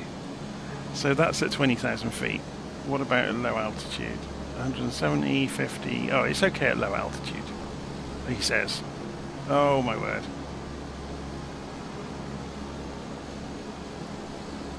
So there's going to be storms over Hong Kong. Well, that's going to be an adventure then. We'll be doing an instrument approach by the look of it, in horrific weather. That's fine, I can do that.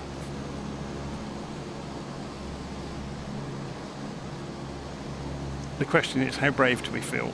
Do we want to go... Well, actually, let's have a quick look on the map in the Hong Kong area. So we've got Bao'an over there. We've got the new one, Hong Kong International. There's obviously the old Kai Tak, which uses...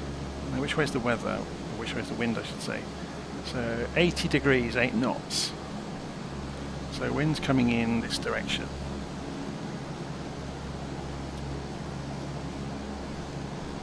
So we can either chicken out and go and land at the new international airport, or we can go and fly through the downtown buildings, which will be into the wind on the glide slope, and then cut in. It's quite an easy approach. It's not as difficult as people make out. So if we were to do that, if we were to show those arrivals, it's that one, isn't it? So the marshalling point then is the VOR. So insert that into our flight plan. We'd have to follow it. Obviously we haven't got GPS in the aeroplane, so we'd have to follow this by doing our best with the gyro pilot or hand flying to the beacons, which will be quite a handful probably, but you've got a few miles here.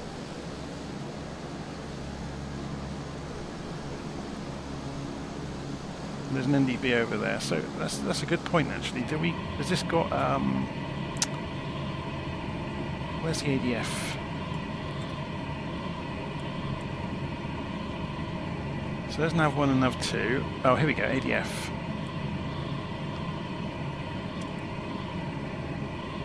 I love how it's got a digital display all of a sudden. So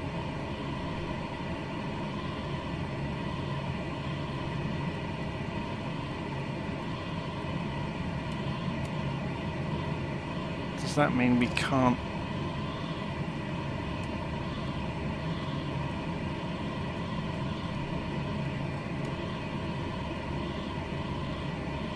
Hmm. 268.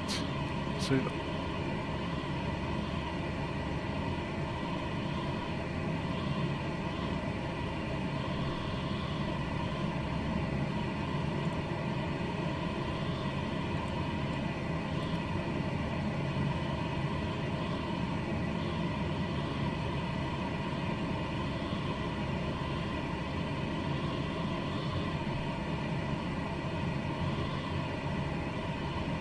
I'm just trying to wonder why I can't change the...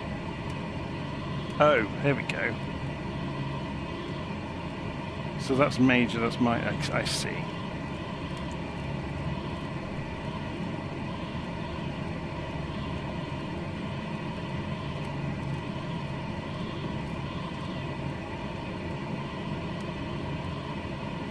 So hopefully we'll be able to use that on the way in. So we fly out 270 degrees until we have a 5-degree bearing into the beacon. Then we fly away from the beacon on 46 degrees until we pick up the glide slope at 90. So yeah, it could be done. Just have to do a little bit of lateral thinking along the way. So we need to change to 120 degrees by the way on here. So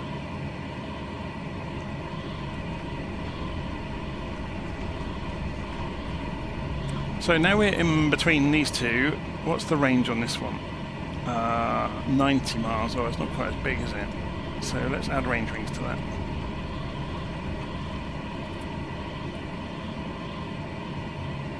So when we get into this area, we'll try putting this into nav2 then, 11250, just to see if it works.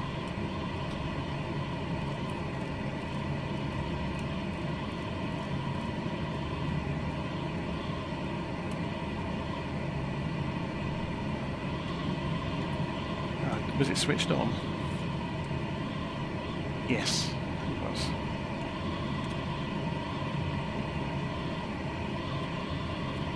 So then we should be able to then select 2 and 2 and stay on VOR lock mode.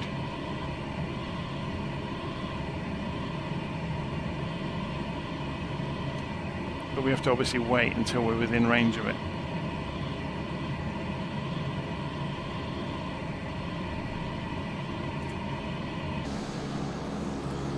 Okay, let's have a read of the comments. So Mike's saying he does hope the weather will be good in 2024.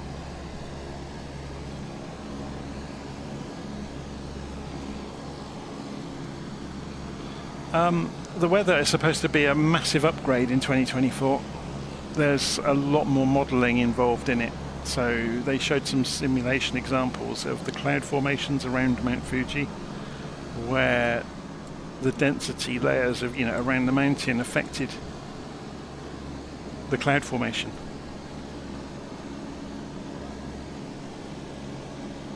So Rex is asking about the airports. I'm wondering about that as well, because they've shown that the default airports are using different textures. So there's things like reflective surfaces in the drapes on the front of hangars and things like that. You know, and transparencies.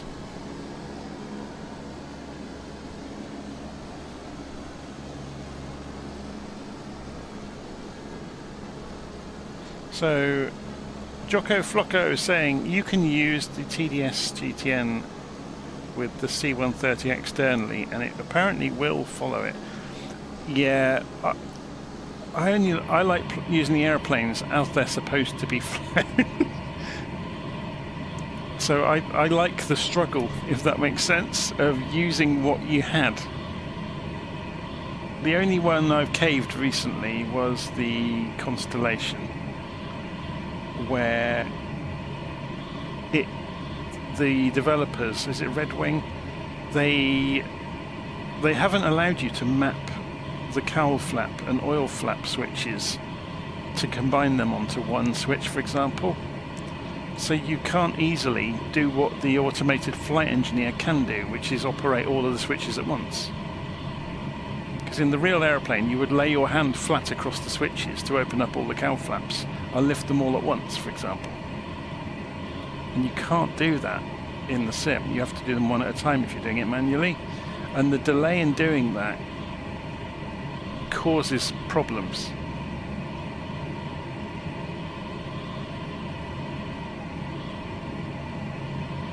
So I think I've got the TDS installed.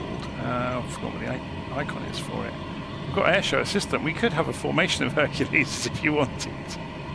We've got Navigraph, ATC, checklist, basic controls. Yeah, I don't think I've got the bits installed for it. I always forget that I've got Airshow Assistant. I've never done a video on it.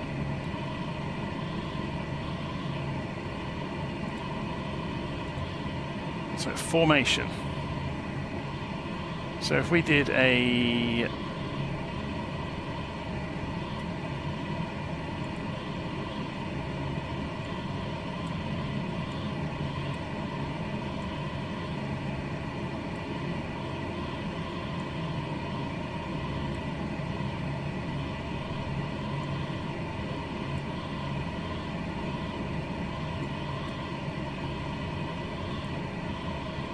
So if I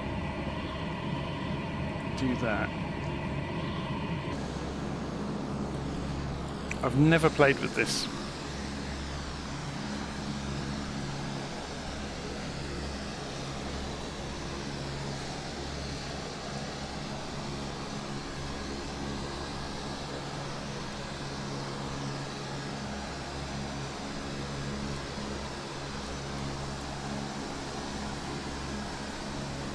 So an Airshow Assistant isn't free. I'm not sure if it works with all aeroplanes, to be honest, but I've never played with it, so not for this. You can do air refueling with it as well. In air refueling, so yeah.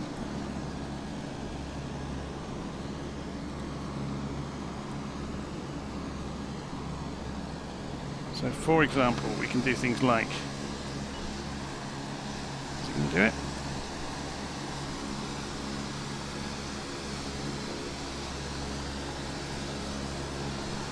Or not?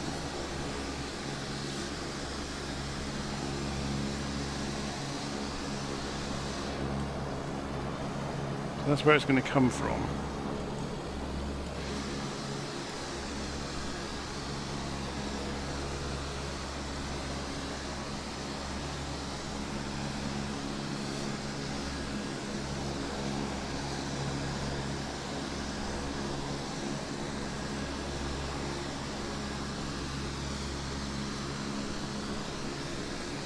Oh, it's A. Now, do they mean the button A or the...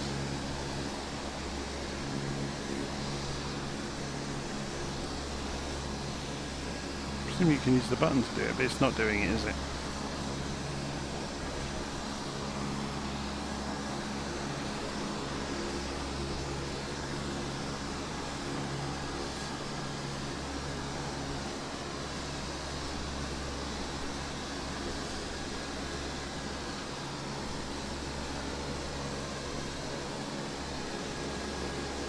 There's the wingmen.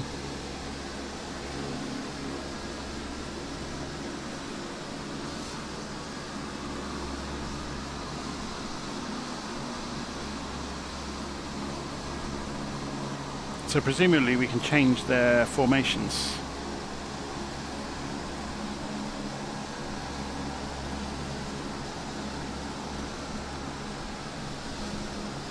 Very cool.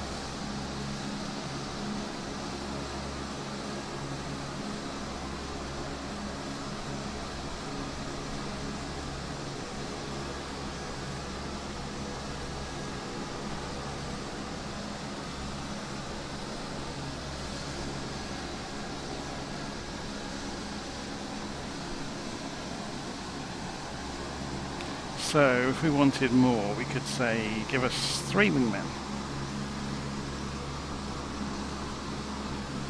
Where's he going to come in from? Oh, he's coming up from behind. You can see him.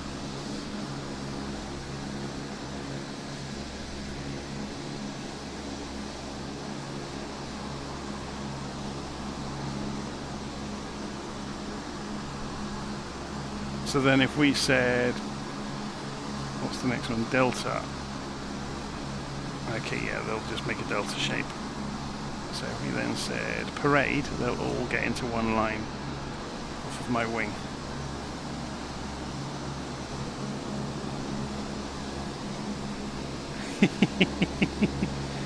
That's fun.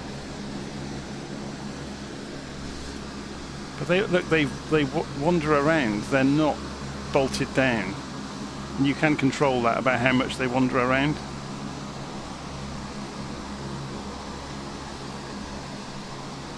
Very cool, isn't it?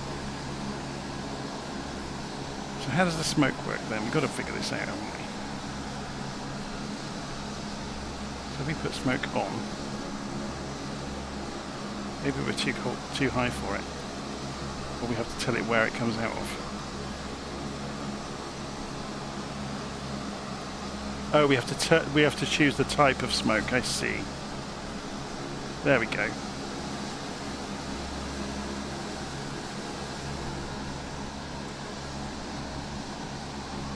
So what's short smoke? Ribbon?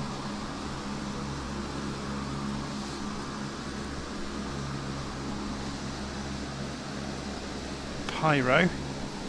Whatever that means. Oh, okay, it's just like a... Oh, will that work? Will that glow in the dark or something crazy? Let's have a look.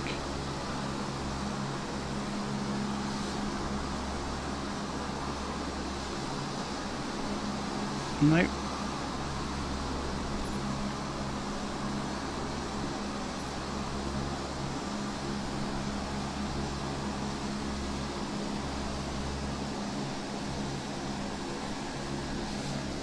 Water drop effect. Oh, okay, that's like the same sort of thing as doing a... What's heat? Creates blurred areas behind the smoke source. Okay, yeah, you can see it's blurring the clouds. Interesting. So if I turn the formation back off, well, they do look good, don't they, in the sunshine? So if I close that, oh, they stay there. Very cool.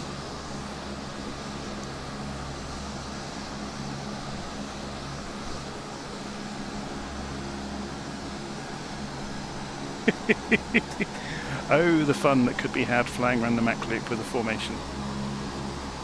Yeah, I don't know what happens to them when you land. I guess they smash into the ground. Because they're not going to be intelligent, are they? So, if I want them to go away, I just tell it, that's one wingman.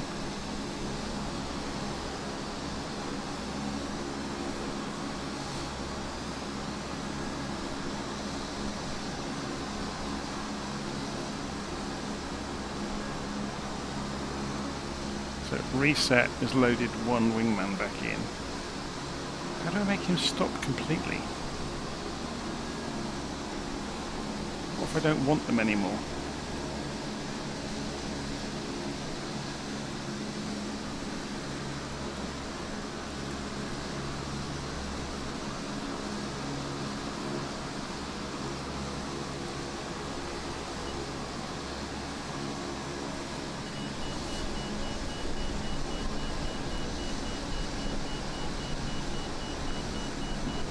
Why is a warning going off?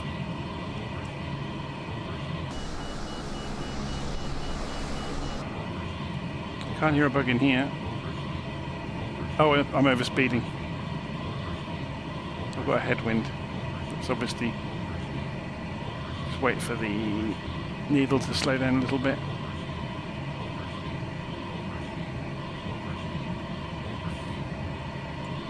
So, can we see that guy from in the cockpit as well? Yeah, we can. He's down there, look.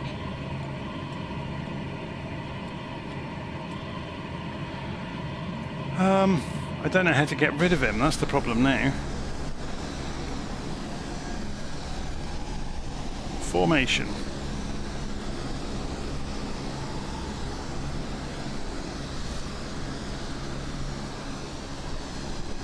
So, saying cover me with one aircraft.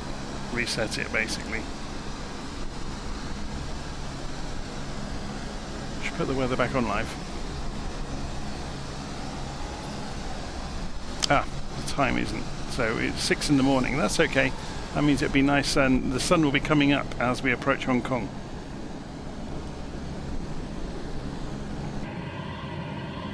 We probably could do with some lights on in the cockpit though, hey? I don't think it's got a dome light, which is a bit of a shame.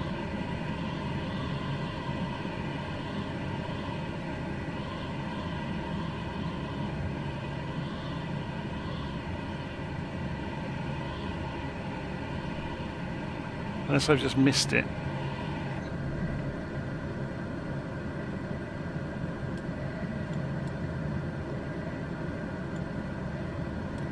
Let me just change the weather slightly so we can see. Oh, it's keeping on that airspeed as well. Yeah, we've slowed right down, look.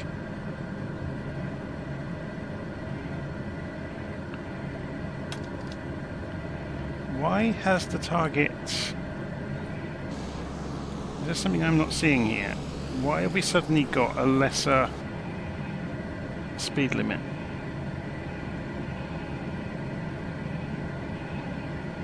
We're still at 23,000 feet. The air pressure has changed.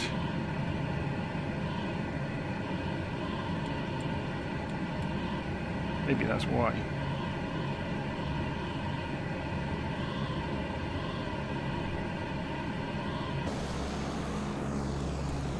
So I'm just looking around to see if we have got any dome lighting or flood lighting. I don't think we have.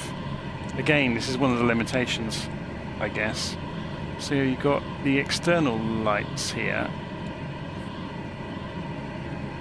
Where would it be?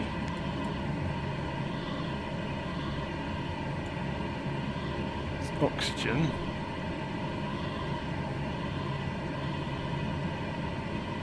So there's the landing lights and the taxi lights.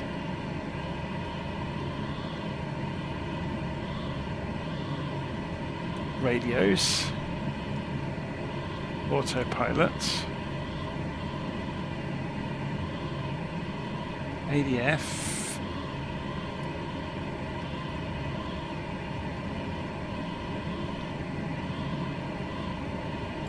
Ah. Flight deck dome. So why didn't the light key do that? Unless it just doesn't work. No, it does work, look. So let's put this back on live time. Now we know where they are.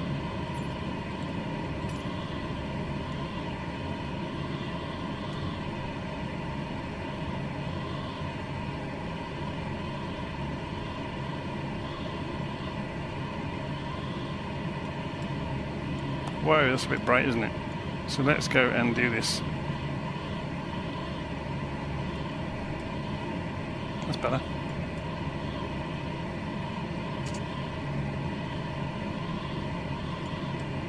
You get to watch the sun coming up as we approach Hong Kong. If we do this from outside, it will look quite pretty, won't it?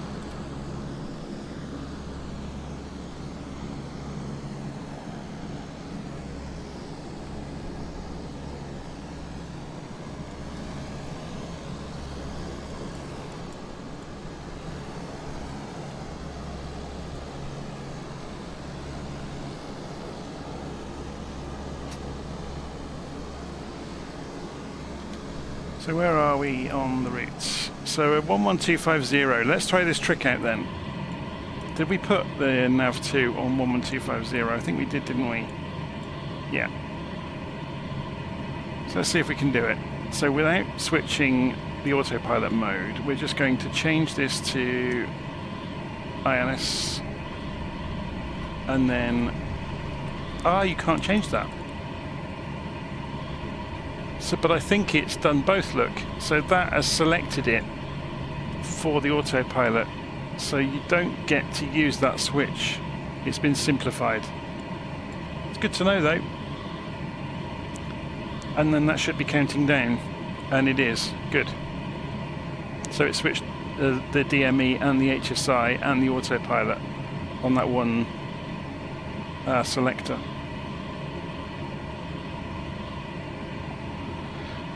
So yes, having the airplane on LittleNavMap is absolutely cheating. But otherwise you'd have nothing to see other than me scribbling on a chart. And I have done flights in the past where I've turned the airplane off. Should we pull this back up to the default view again, just to get the toolbars back?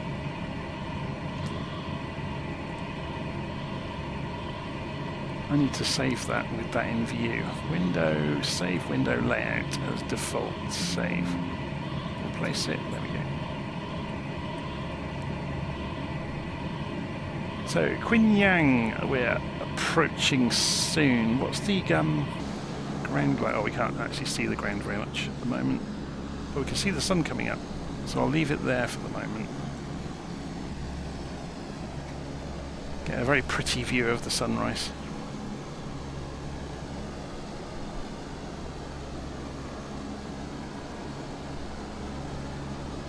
Probably looks better from inside because then you won't get the ray. Yeah, it always looks better from inside, doesn't it?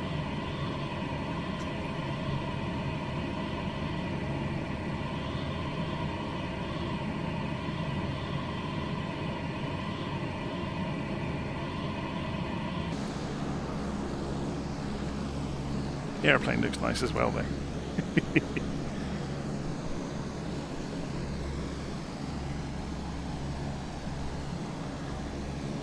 How are we doing for time? 20 past 11 in the UK. Probably about an hour out, aren't we? So I think just after midnight here we'll be landing. So I'm going to go and stretch my legs for a few minutes while we're en route to the next VOR. So that's the Yuantan VOR.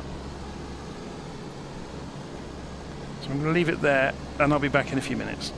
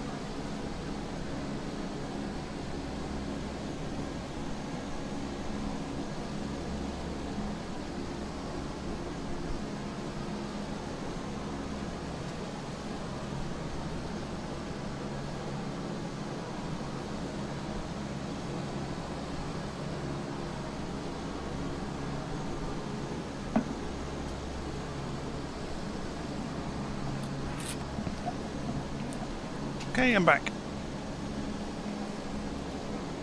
So, Rex Cook says, didn't he say he doesn't drink? I have the odd glass of wine, and I'll have a glass of cider with friends now and again, but yeah, typically in the week I just drink coffee. Make the odd cup of tea. I get fed up of coffee sometimes and we'll drink tea for a few days and or just go to water.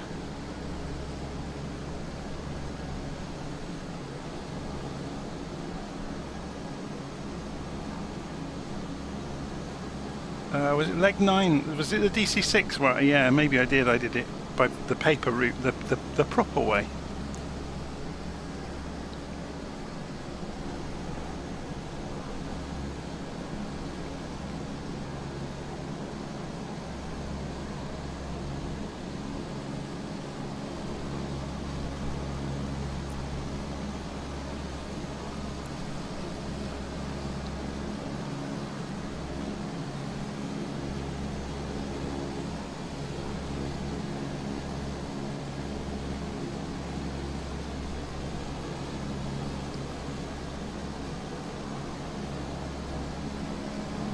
Just realised we're not running Volanta, are we?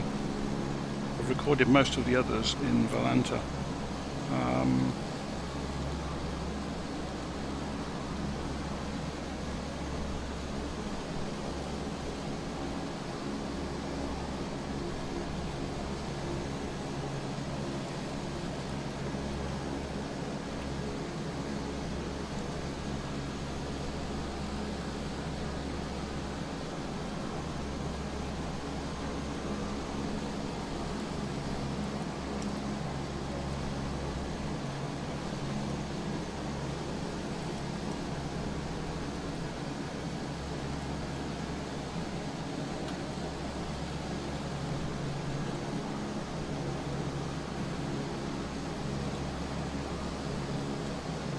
There we go.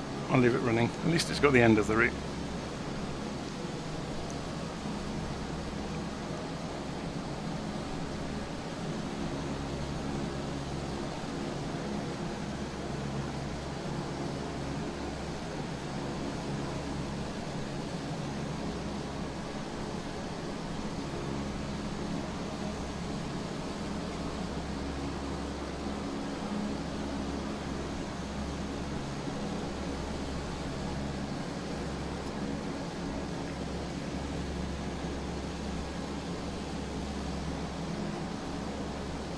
Sim looks very good sometimes, doesn't it?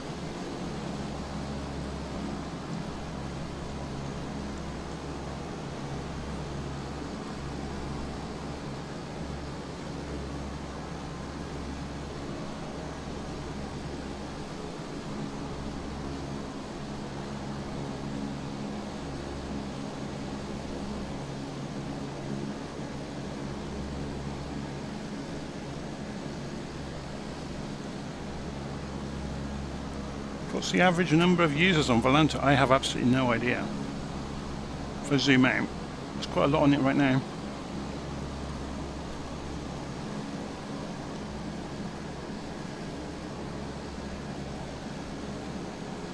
Yeah, lots.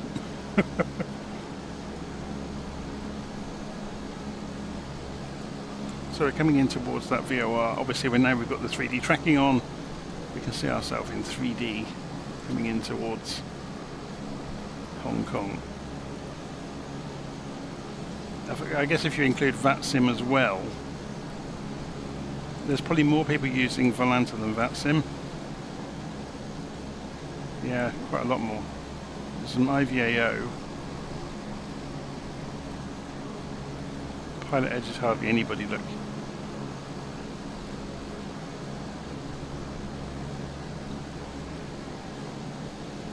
Anyway.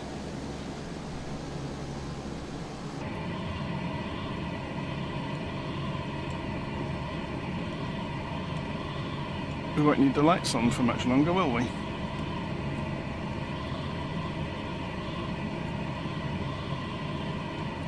So were the lights, the interior lights were above, weren't they?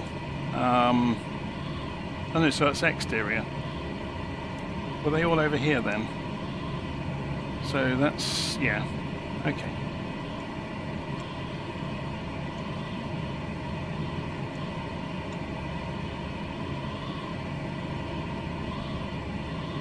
I haven't been using head tracking, have I? It gives me the freedom to look at the laptop screen and read your comments without looking around, if that makes sense. Yeah, head tracking does make it look a lot more real.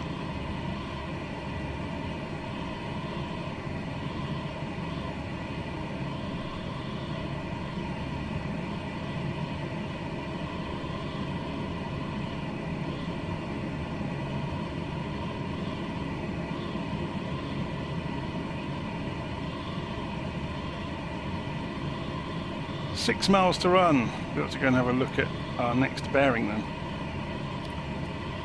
157 degrees. So let's go and spin the course round to 157.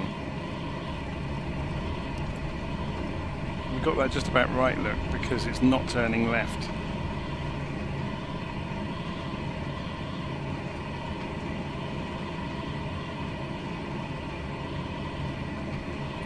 So you'll see, yeah, there we go, that the VOR is shooting down the left side of the aeroplane as we cut the corner. And then it will go to a from signal, hopefully, sometime soon. There it goes.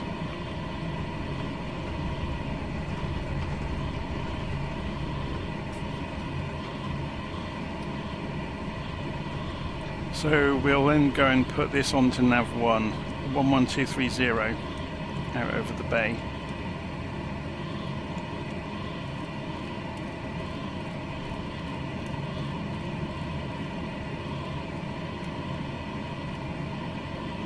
There we go. Got a little way to go until we get there. So what's the range on this one?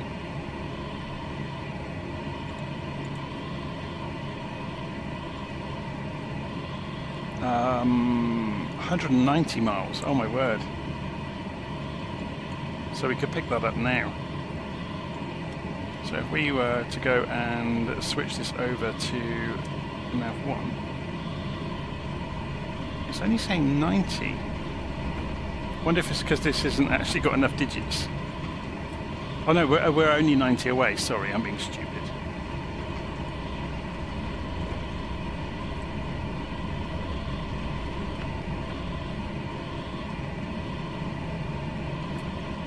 So when we'll slow right down obviously and lose some altitude. We could lose altitude now, to be honest, and come over the city a lot lower altitude. So we're at 23,000 feet. So we'll go and turn off the pitch control, give ourselves a few notches of descent rate, a few more even. So watch the vertical speed there and watch the speed needle here. We're going to have to try and judge this. That's looking okay actually.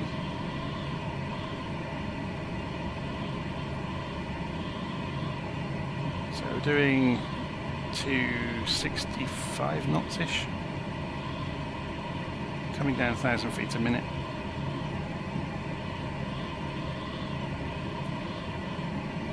So in terms of this approach, does it have any restrictions? Should we put that up on Navigraph? So, of course Navigraph won't have the airport. That's annoying, because it doesn't exist. It was decommissioned many years ago. So, but this will have it in LittleNavMap though. So if we go to window and dock windows and the flight planning window, there we go. It will have it written in here. So it needs to be at 8,000 feet. Then 6,000, 210 knots, 4,500 and so on and so forth. 2,000 on the way in. It's a 3.1 degree glide slope, 111.90. So we'll be ready for that when we get there. We'll be on the gyro pilot for that last part of the route.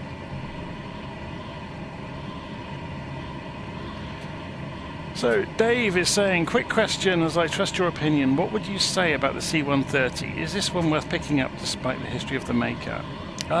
It's the best thing that Captain Sim have made for flight sim. or flights in 2020. That said, they're about to shoot themselves in the foot, because I got an email the other day that they're bringing out another Hercules.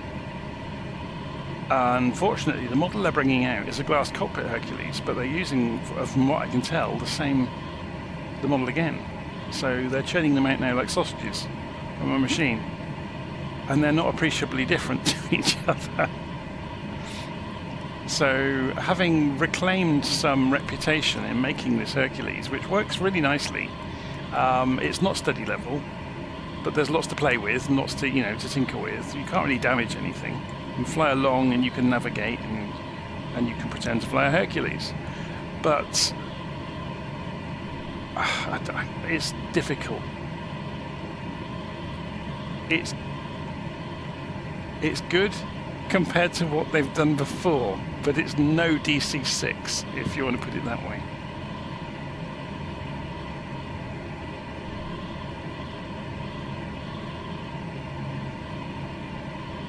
So is the 130J out? I hadn't realised it was out. As soon as I saw what they were planning to do with it being able to airdrop things, I thought, okay, yeah, you've taken the physics you took from the flares, and now you're allowing things to fall out of the back of the aeroplane. And you're just retrofitting another Hercules version onto it.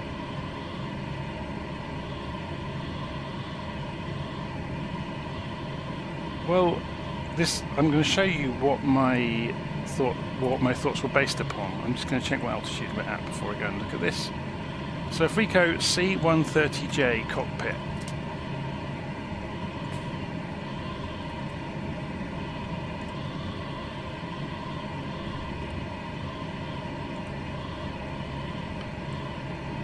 glass screens everywhere. That's a really poor image.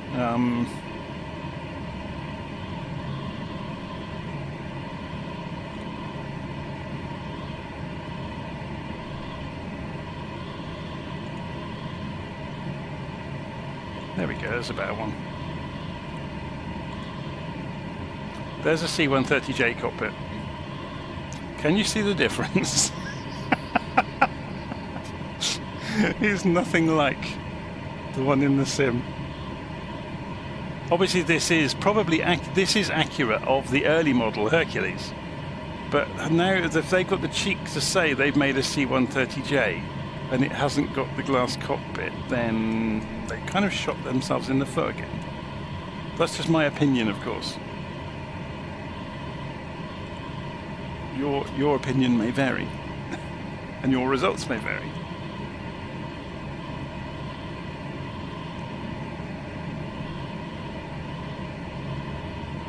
So we're coming down to 18,000 feet. How are we doing in terms of distance? We've still got quite some way to go, I imagine. So we're wanting to get to 8,000, aren't we? So we could probably come down a bit steeper.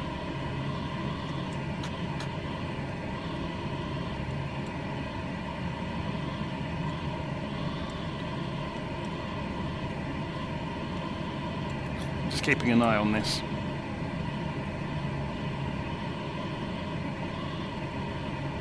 So if we came in about 1,700 feet a minute, then you've got the 3-to-1 rule all of a sudden, haven't you? So 3 miles per 1,000 feet.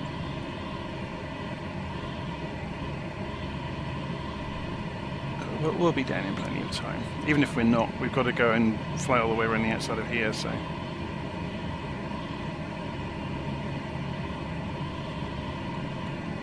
And we have got room to pull the power back and descend much more quickly if we need to.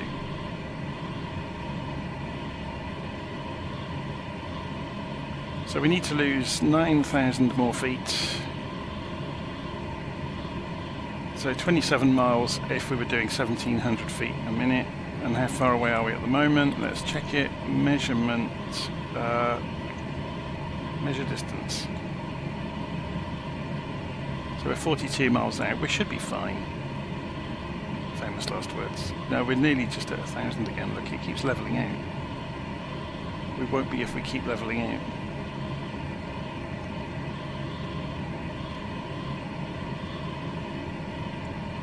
Let's keep it just around about the 1,500 feet a minute mark.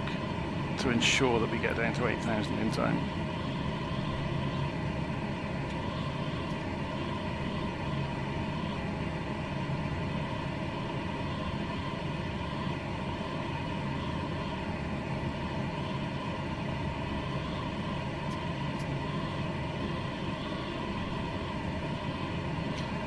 I think the truth with Captain Sim may be there was a press release where they talked about the developers working on this aircraft.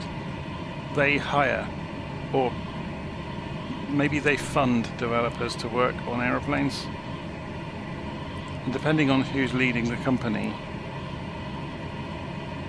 they're, how do you put it, they may have particular performance and how would you put it? An acceptable level that the aircraft must meet, which may not be the acceptable level that most people would expect. I'm trying to be very politically correct about saying this. Yeah, car enthusiasts are saying maybe they're outsourcing it. I think they absolutely are. You know, 3D artists and animation artists and all the rest of it. Sound engineers. It takes a village to build an airplane these days, to make a really good one. There are some outliers out there, but I think even the likes of like Black Square, I think he's hiring other people to help.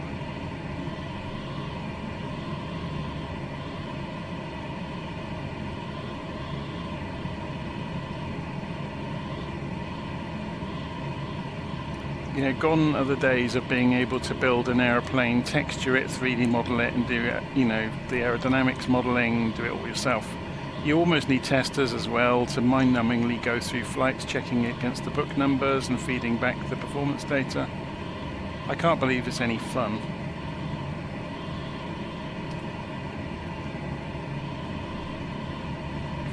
So have we got any speed restrictions? Not until we get to the next corner.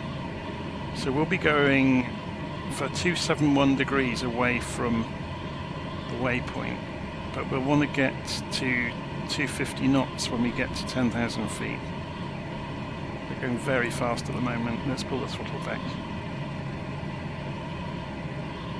And here comes that rain that we were talking about earlier. We're about to get pelted with it. So maybe we will lift the lights on the inside. We might need them.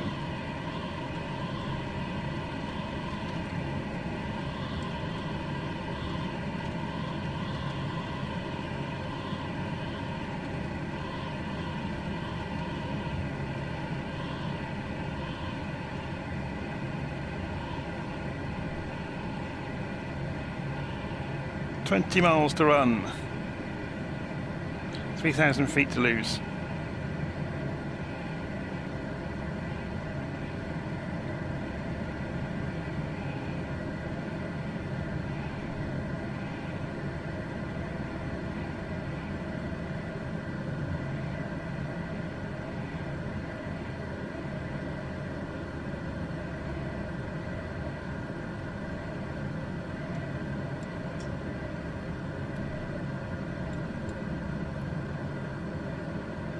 We'll have a look outside in a moment.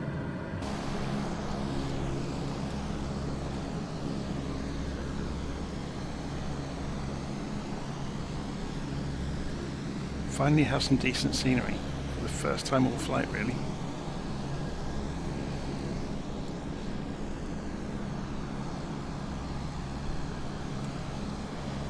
So as you can see on the flight plan, we're going to fly past, you'll see Hong Kong in the distance. Oh, perhaps you won't because of the cloud. We're down through, we almost got to 250 knots through 10,000 feet. We're coming down towards 8,000. We can pull out of this screaming dive a little bit.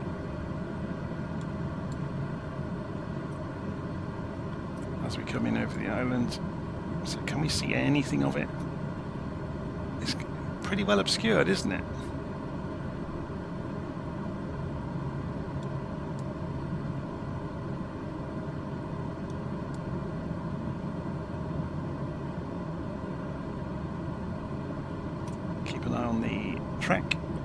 So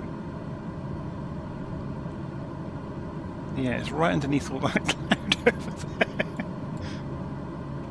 Thanks, weather. Hopefully we'll get a better view of it on the way in. Although I think we're going to be right underneath that rain cloud.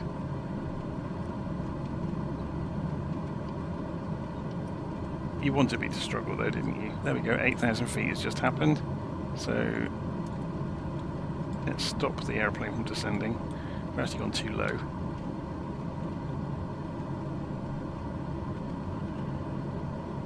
But we're wanting to turn fairly soon. So I will go and be paranoid about this. Let's get it back up to 8,000.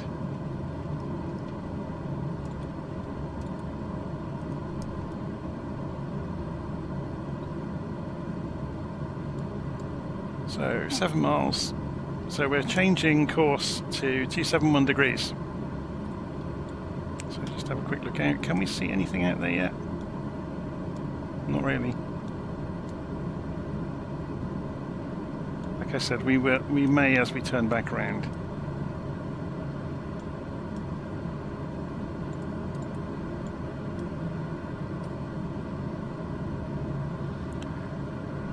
What are we doing for speed? 250. We're going to pull that back now and drop down to 220. 210 wasn't it for the next target airspeed? 4 miles out from the VOR, and we're going to remember we're turning 270. So we'll wait until we are at. Speed is bleeding off. Let's go and pull the speed off a bit faster. To 2 miles out. Speed is coming off nicely.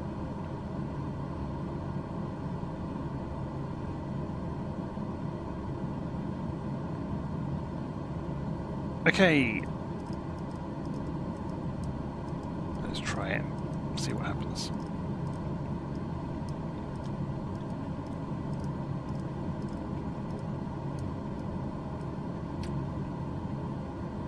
Yeah, we're going to overshoot. I didn't know what the turning radius was going to be like. Oh well. So we'll go for... I mean, I could just take over control and do it myself, but we'll go for 285 to get back on track.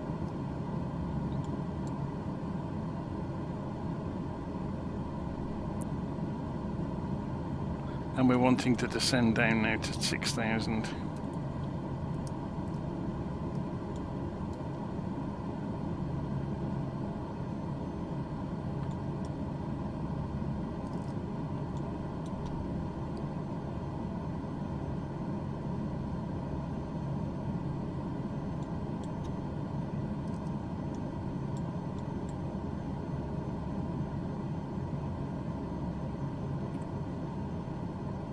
This is quite a funny track, isn't it?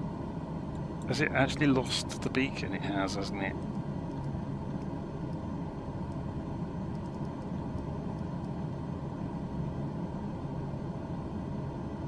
It's going to end up fishtailing around. I think I might be better off going manual rather than fighting with it. So when we get 7 miles away from the VOR, we turn to 5 degrees. So we're at 4 miles out. We're coming down towards 6,000 feet.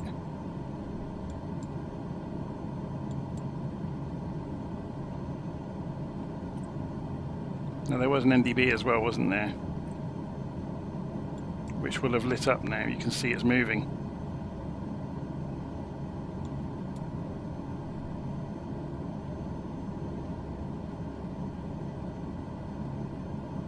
That's 1 mile to go based on this, if this is accurate. And we come down through 6,000. I'm coming off the autopilot.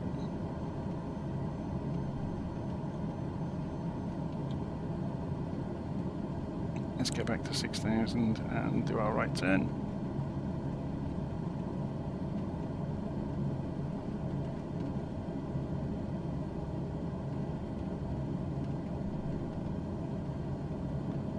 Was it about 5 degrees we wanted on the... There's a switch somewhere to turn that light off, and I can't remember where it is. See that one? Nope. It's not that one.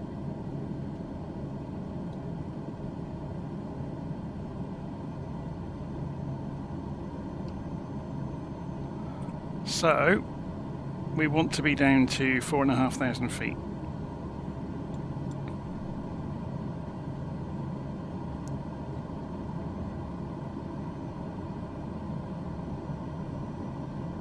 We also need time to do something here. We want to get this tuned into 11190. I'm going to do it quickly now.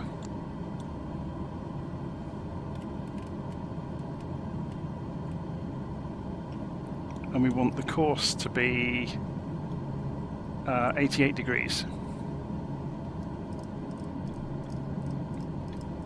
I should have gone the other way, shouldn't I? This won't go very fast. Come on, you stupid thing. 88 degrees, please. This is the problem of doing everything yourself. And it's on 1, so.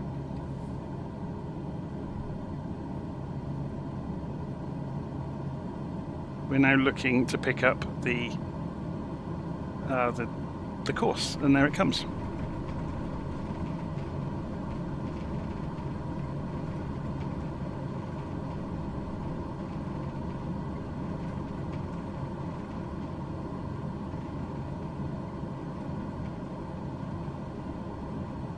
So we're a bit low, about 1,000 feet lower than we should be, but at least you get to see around us now.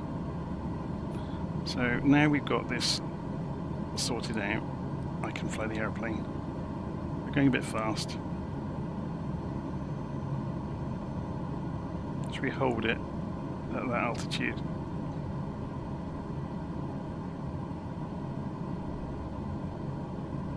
Just trimming it out.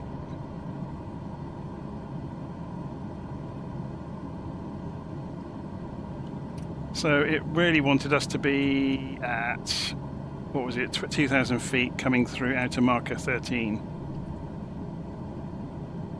You can see we're off to the right, off to the left, sorry, of the HSI. Let's just straighten this up.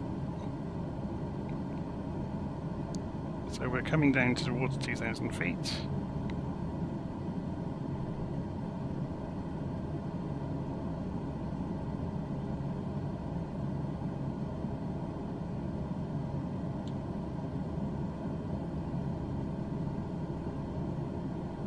Coming back in towards the localizer.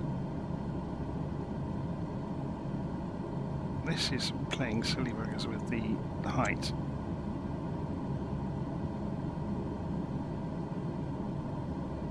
Didn't want to be anywhere near 1,500 feet, as you can see, because that hilltop we just missed. Which is why you should be at 2,000 feet. We were well within 1,000 feet of it, which is, you shouldn't be there. Okay, let's turn left.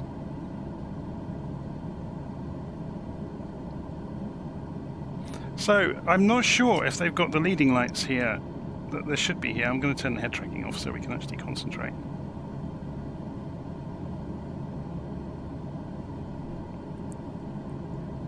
It's a bit surprising that we haven't got a glide slope as well. We're on track, but there's the marker.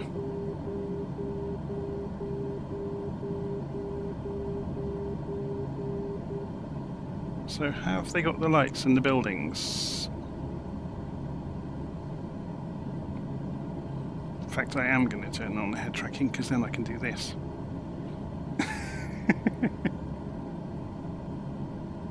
And I'm going to start slowing down.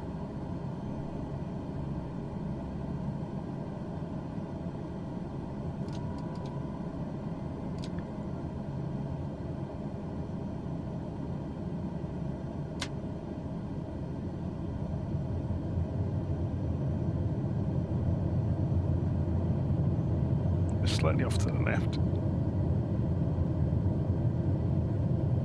I was expecting to see leading lights through the city, but it appears they're not here. Oh look, the simulator just refreshed the entire city. So there's the runway.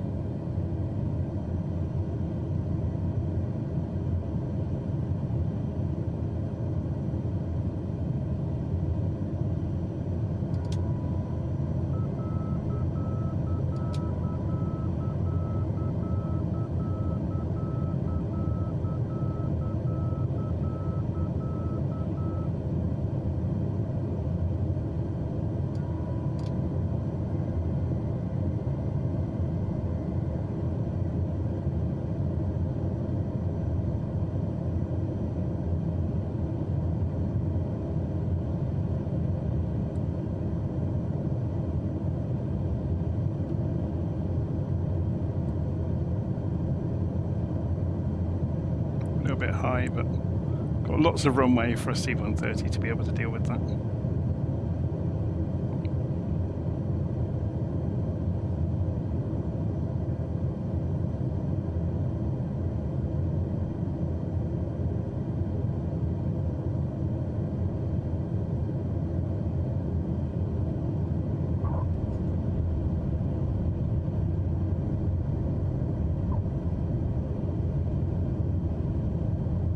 Drifted quite a lot to the left there, didn't it? Just while we were in the finals.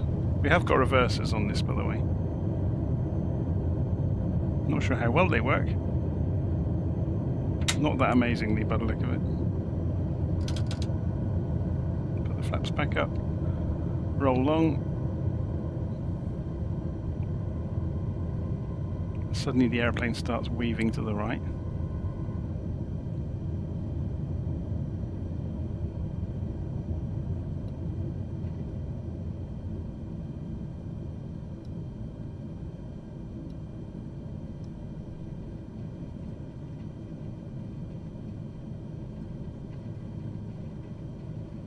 It's a bit odd that we didn't have a glide slope. I thought it was supposed to. Maybe it has just got a localizer here, I can't remember. But I was expecting to see leading lights through the city. Maybe they... I know if you get the custom download for how this airport was in like the 1980s, then you get lights through the city that are animated.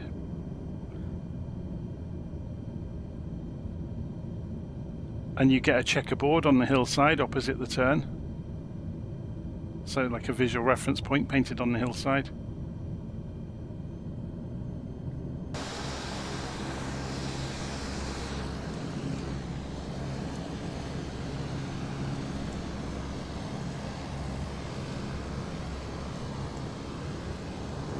It's quite a cool bridge here. Should we go and cross it? Just to do it. Just for the sake of doing it. Although, can we get out the other end if we cross the bridge? We'll find out.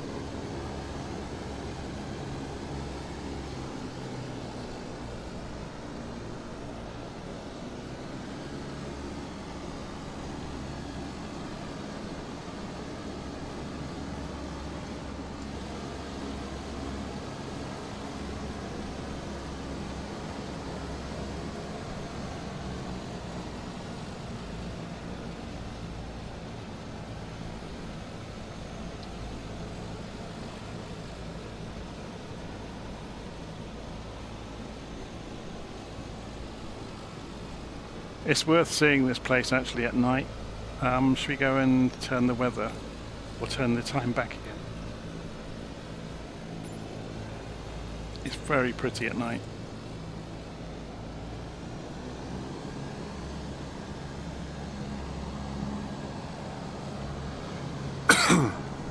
Yeah, look, there are lights.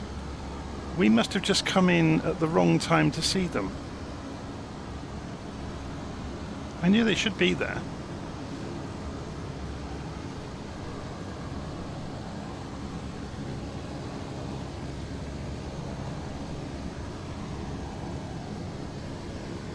Maybe I was, because I was slightly off on the way in, maybe that's it.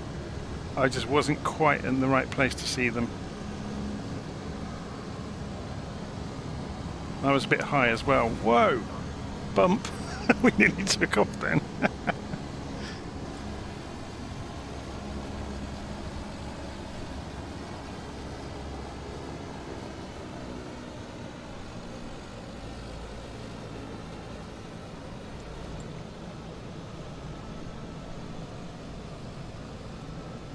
Looks good here, doesn't it?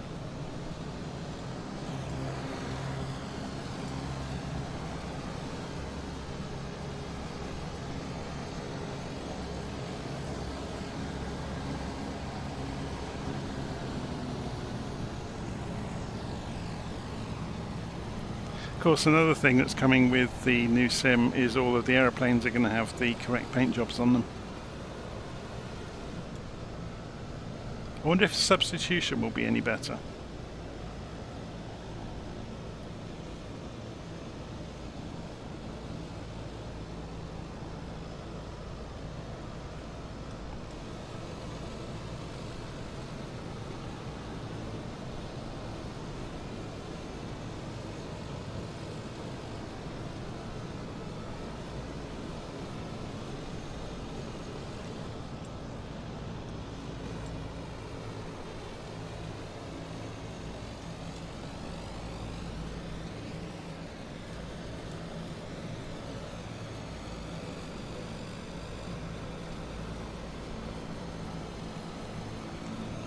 I've never noticed that before. Flight Sim 98. It's on the side of the building over there. Very cool.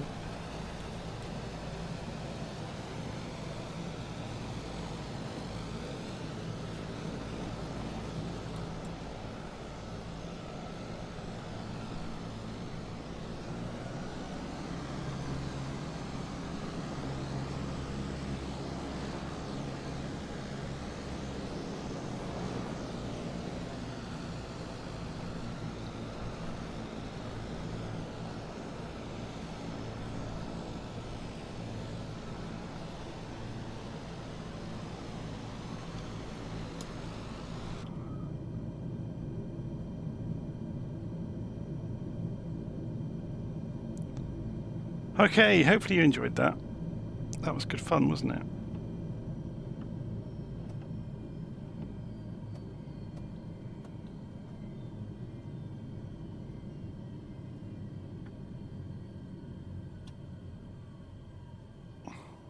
Let's turn the head tracking off to do this quickly and easily.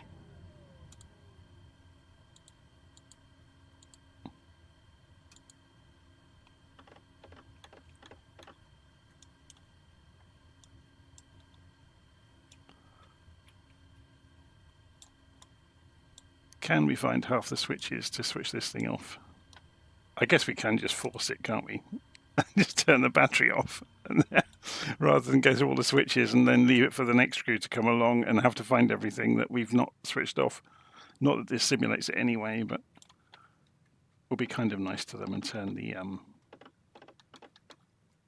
lights off. Anyway, I guess for anyone who hasn't seen this aeroplane, I'm sure you might have seen it on my other videos. If we move the time forwards a little bit just before we go, and let's go and turn all of the toys on and have a look at it from outside.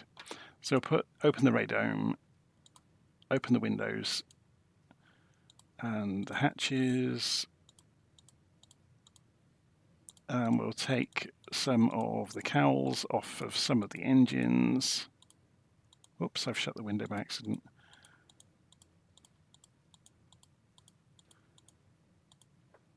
We won't bother with the pirate flag. So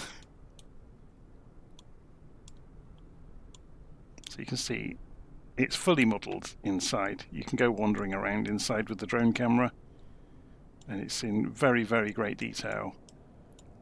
There's lots and lots of hatches and doors, not that they mean anything, but we're too close to the building to get a close look, aren't we, with this camera? But yeah, it's a very good Hercules. The engines are great as well.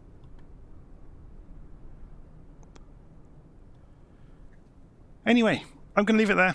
Hopefully you enjoyed that, and I'll see you again soon. I'll go and post this on the blog. So if you've not subscribed to the blog, it's at johnbeckett.substack.com. And it's completely free to sign up for email subscriptions. If you wanted to support me in any way with tips or whatever, seeing as I've just ordered that new computer, you're welcome to. It will help. But you don't by no means have to. So I'll go and get that blog post done. So there's the blog, johnbeckett.substack.com. You'll get a subscribe button because you're obviously not the author of it, and you can subscribe by email. Anyway, I will see you soon, and take care.